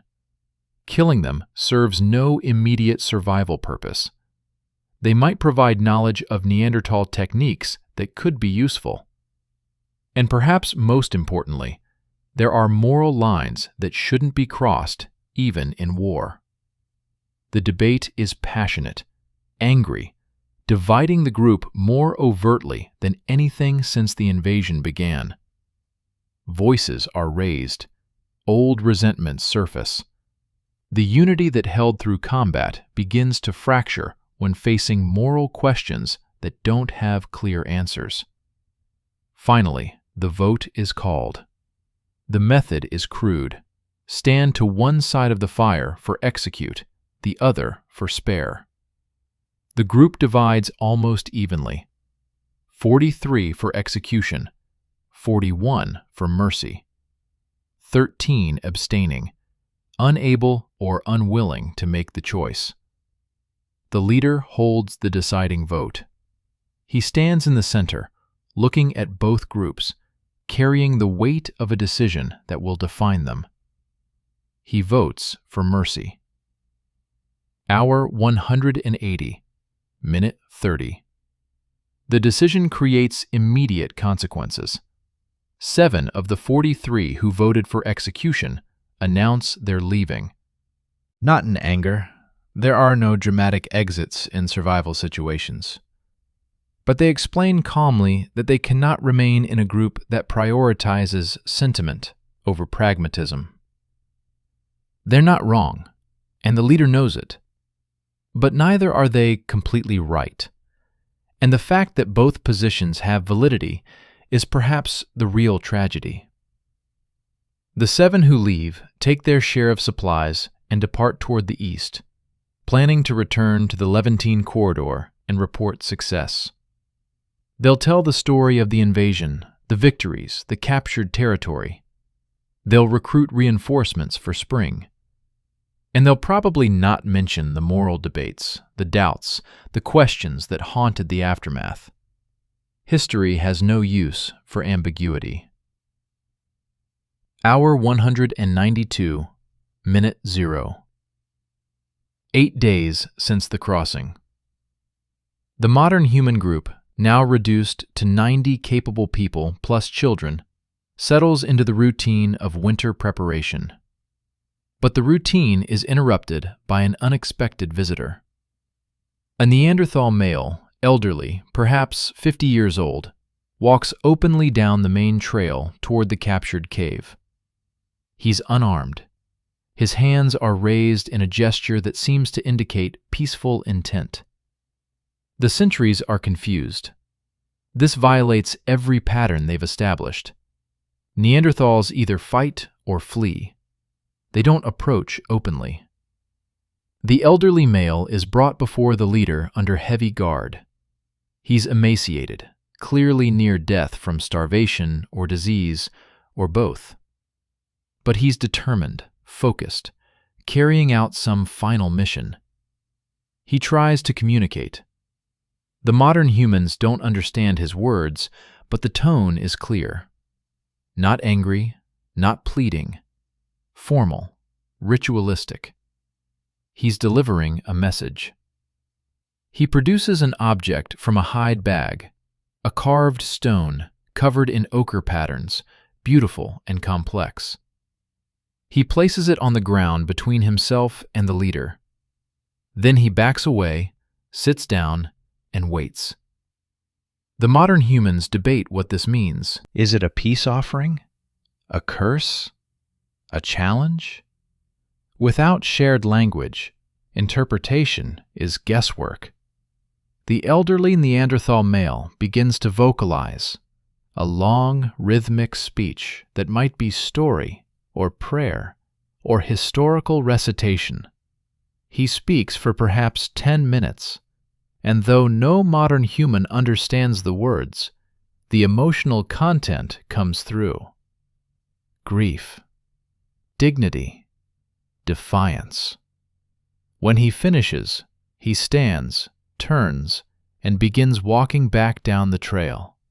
The sentries look to the leader for orders. Should they stop him? Kill him? Follow him? The leader signals. Let him go. The elderly Neanderthal disappears into the forest. He'll die out there. He's too weak to survive alone. But he completed his mission, whatever it was. He said what needed to be said. He maintained dignity in the face of extinction. Hour 216, Minute 0. 9 days since the crossing.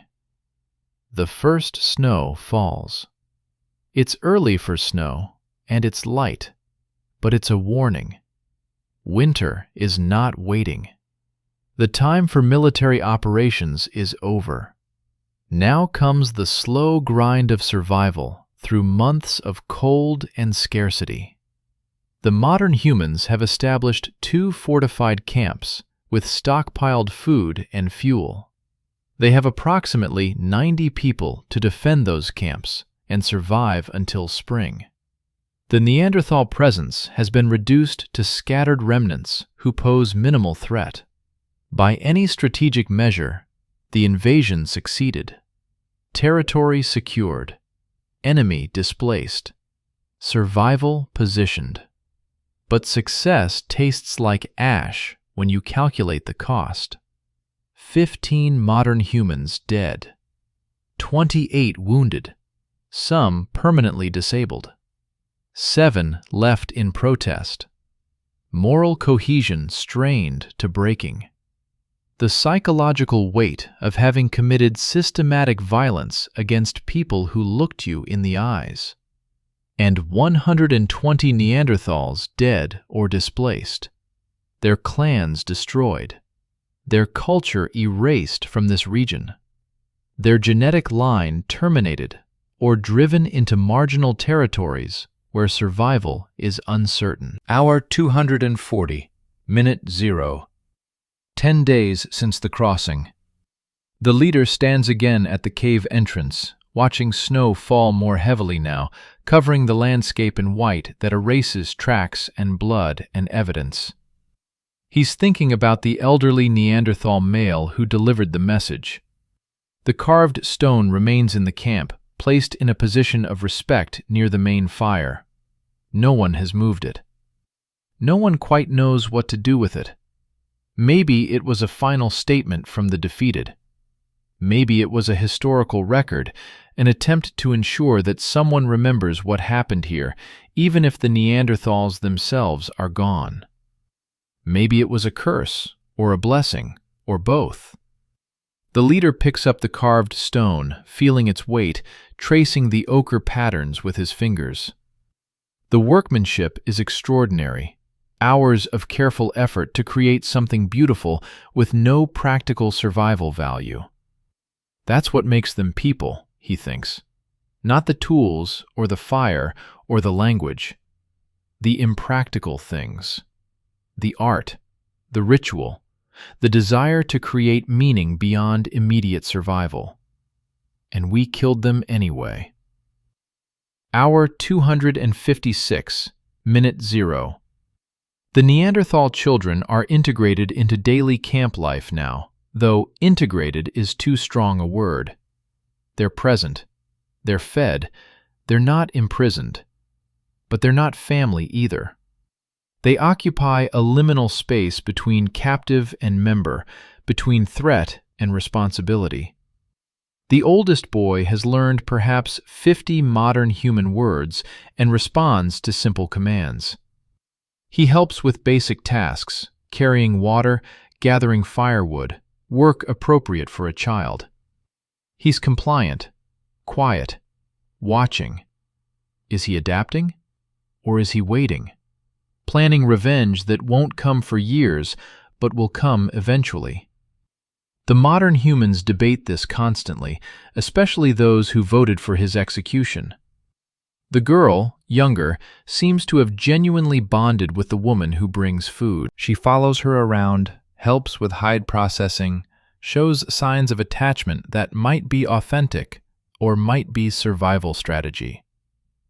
The youngest boy, only 6, barely remembers his original clan. He's acquiring the modern human language faster than the others. In 5 years, he might be indistinguishable from a modern human child. In 10 years, he might not remember being Neanderthal at all. Is that integration or erasure? Survival or extinction by assimilation? The questions have no clear answers. Hour 288, minute 0. 12 days since the crossing. Winter has established full control of the landscape. Operations outside the immediate camps are dangerous and limited. The war is over, not because anyone decided to end it, but because nature has imposed a ceasefire. The modern humans settle into winter routine, maintenance, rationing, social cohesion, stories told around fires, children taught and entertained, elders sharing knowledge. The ordinary magic of human community that continues regardless of the violence that preceded it. But the stories being told include new narratives now. Stories of the invasion, of battles won, of enemies defeated. Already, after only 12 days, the stories are simplifying. The moral complexity is being edited out. The Neanderthals are becoming abstractions, obstacles overcome, challenges defeated, enemies rightfully conquered. History is being written in real time, and, like all history, it's shaped by the needs of the present. The modern humans need to believe they were right, that their violence was justified, that survival required what they did. So the stories shift to support that narrative. The Neanderthals become less human in each retelling, more savage, more dangerous, more other. It's easier that way. Easier to sleep. Easier to live with what was done. Hour 336, minute 0. 14 days since the crossing, 2 full weeks. The immediate aftermath is giving way to new normal. The commander of Group Alpha has begun training sessions, teaching tactics and techniques to younger fighters. She's systematic, professional, treating warfare as craft to be perfected. She demonstrates the proper stance for atlatl throwing. She explains reading terrain for ambush positions. She describes the psychology of coordinated assault. She never mentions the Neanderthal female with the infant. That moment of hesitation has been edited from her personal narrative. History is not just shaped by communities, but by individuals, and we all curate our own stories to make them bearable. Hour 432, minute 0. 18 days since the crossing. The modern human camps are functioning efficiently. Routines are established. Winter preparations are adequate. Survival through the cold months is probable. A hunting party reports finding evidence of Neanderthals approximately 30 miles north. A recently abandoned camp. Fire pits still warm. Tool-making debris. The survivors are still out there, still moving, still struggling to survive in the margins. The leader makes a decision: no pursuit. Winter makes further military operations impractical, and the scattered survivors pose minimal threat. Let them go. The war is over. Except wars are never really over. They pause. They transform. But the resentments and the memories and the desire for revenge, those persist across generations. Hour 600, minute 0, 25 days since the crossing. The carved stone that the elderly Neanderthal male left has been moved to a small alcove in the cave, a place of quasi-respect. People avoid it mostly, but occasionally someone will stop and look at it, wondering what the patterns mean. The leader is one of those people. He finds himself drawn to the stone regularly, studying it, trying to decode a message written in a language he doesn't understand. Maybe it says, "We were here. We mattered. We were people." Maybe it says, "You destroyed us, but we will be remembered." Maybe it says, "This land was ours for 200,000 years, and you erased us in 2 weeks." Or maybe it says nothing. Maybe it's just a carved stone, and all the meaning is projection, the desire of the guilty to believe their victims left some final message of significance.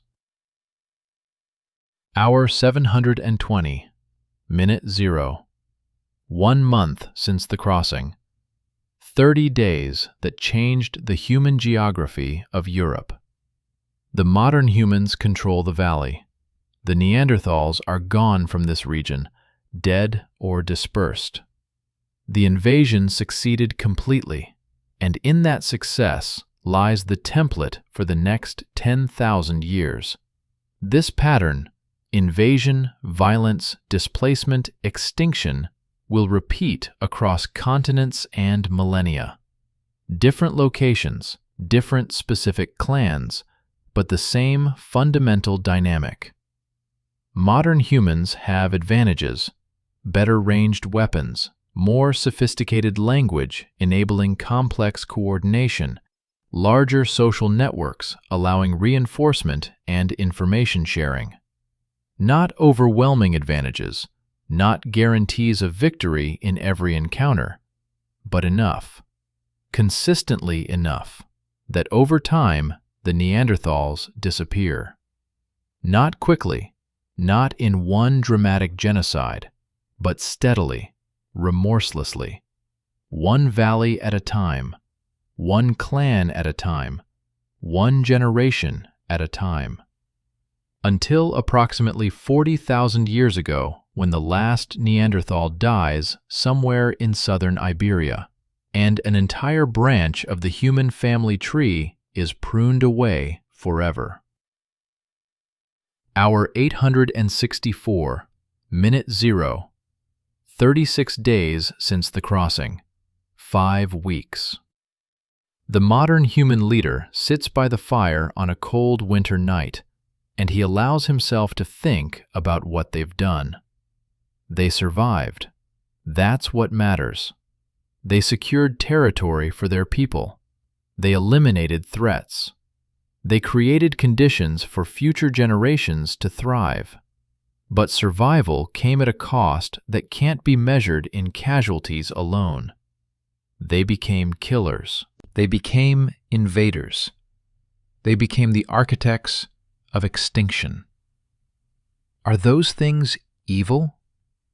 Or are they just what happens when two apex predators occupy the same hunting ground and resources are scarce enough that compromise means mutual destruction? He doesn't know. He'll never know. The question may not even have an answer. What he does know is this: the modern humans will continue expanding. The Neanderthals will continue disappearing. And in 40,000 years, the only Neanderthals left will be the 1 to 4% of their DNA that survives in modern human genomes, lingering evidence of interbreeding and shared history. They'll be ghosts in our genes, echoes in our DNA, proof that they existed, and proof that we destroyed them, and proof that the line between victim and perpetrator is written in our own bodies. Final hour. The 3 Neanderthal children are asleep near the fire, the oldest boy's arm protectively around his younger siblings. They're safe, fed, alive. Tomorrow they'll wake and continue learning the modern human language. They'll perform small tasks. They'll become slightly more integrated into the community that destroyed their people. And in 10 years, they'll be adults. And then what? Will the boy seek revenge for his murdered family? Will the children fully assimilate and become functionally modern human despite their Neanderthal biology? Will they have children of their own, hybrid offspring that blend 2 human species into something new? The answer is lost to time. The archaeological record shows only that modern humans replaced Neanderthals in this region and every region. The personal stories, the children who survived, the families destroyed, the decisions made by individuals, those are gone. All that remains is the outcome. One species survived. One species went extinct. And the survivors carry genetic evidence of both interbreeding and violence, of moments of connection and campaigns of extermination. We are the descendants of the people who crossed the river 72 hours before the invasion began. We carry their genes, their creativity, their capacity for both cooperation and cruelty. And we carry the ghost DNA of the Neanderthals they destroyed. Permanent evidence that 2 human species met and only one survived. The question that should haunt us is not whether our ancestors were capable of genocide. The evidence is unambiguous. They were. The question is whether we've evolved beyond that capacity, or whether it remains dormant, waiting for the right conditions of scarcity and fear to activate again. Epilogue. 10,000 years after the crossing, Neanderthals are extinct. 40,000 years after the crossing, modern humans dominate the planet. 70,000 years after our species first evolved, we've created civilizations, technologies, philosophies. We've built monuments that reach the sky and concepts that explore the infinite. But written into our DNA, in nucleotides that persist across hundreds of generations, is the evidence of what we did to our closest relatives. 1 to 4% Neanderthal DNA in non-African populations. Proof of interbreeding. Proof that we saw them as human enough to mate with, but not human enough to let live. The crossing happened 50,000 years ago, but it happens again every time we face scarcity and fear. Every time we divide humanity into us and them. Every time we decide that survival requires the elimination of others.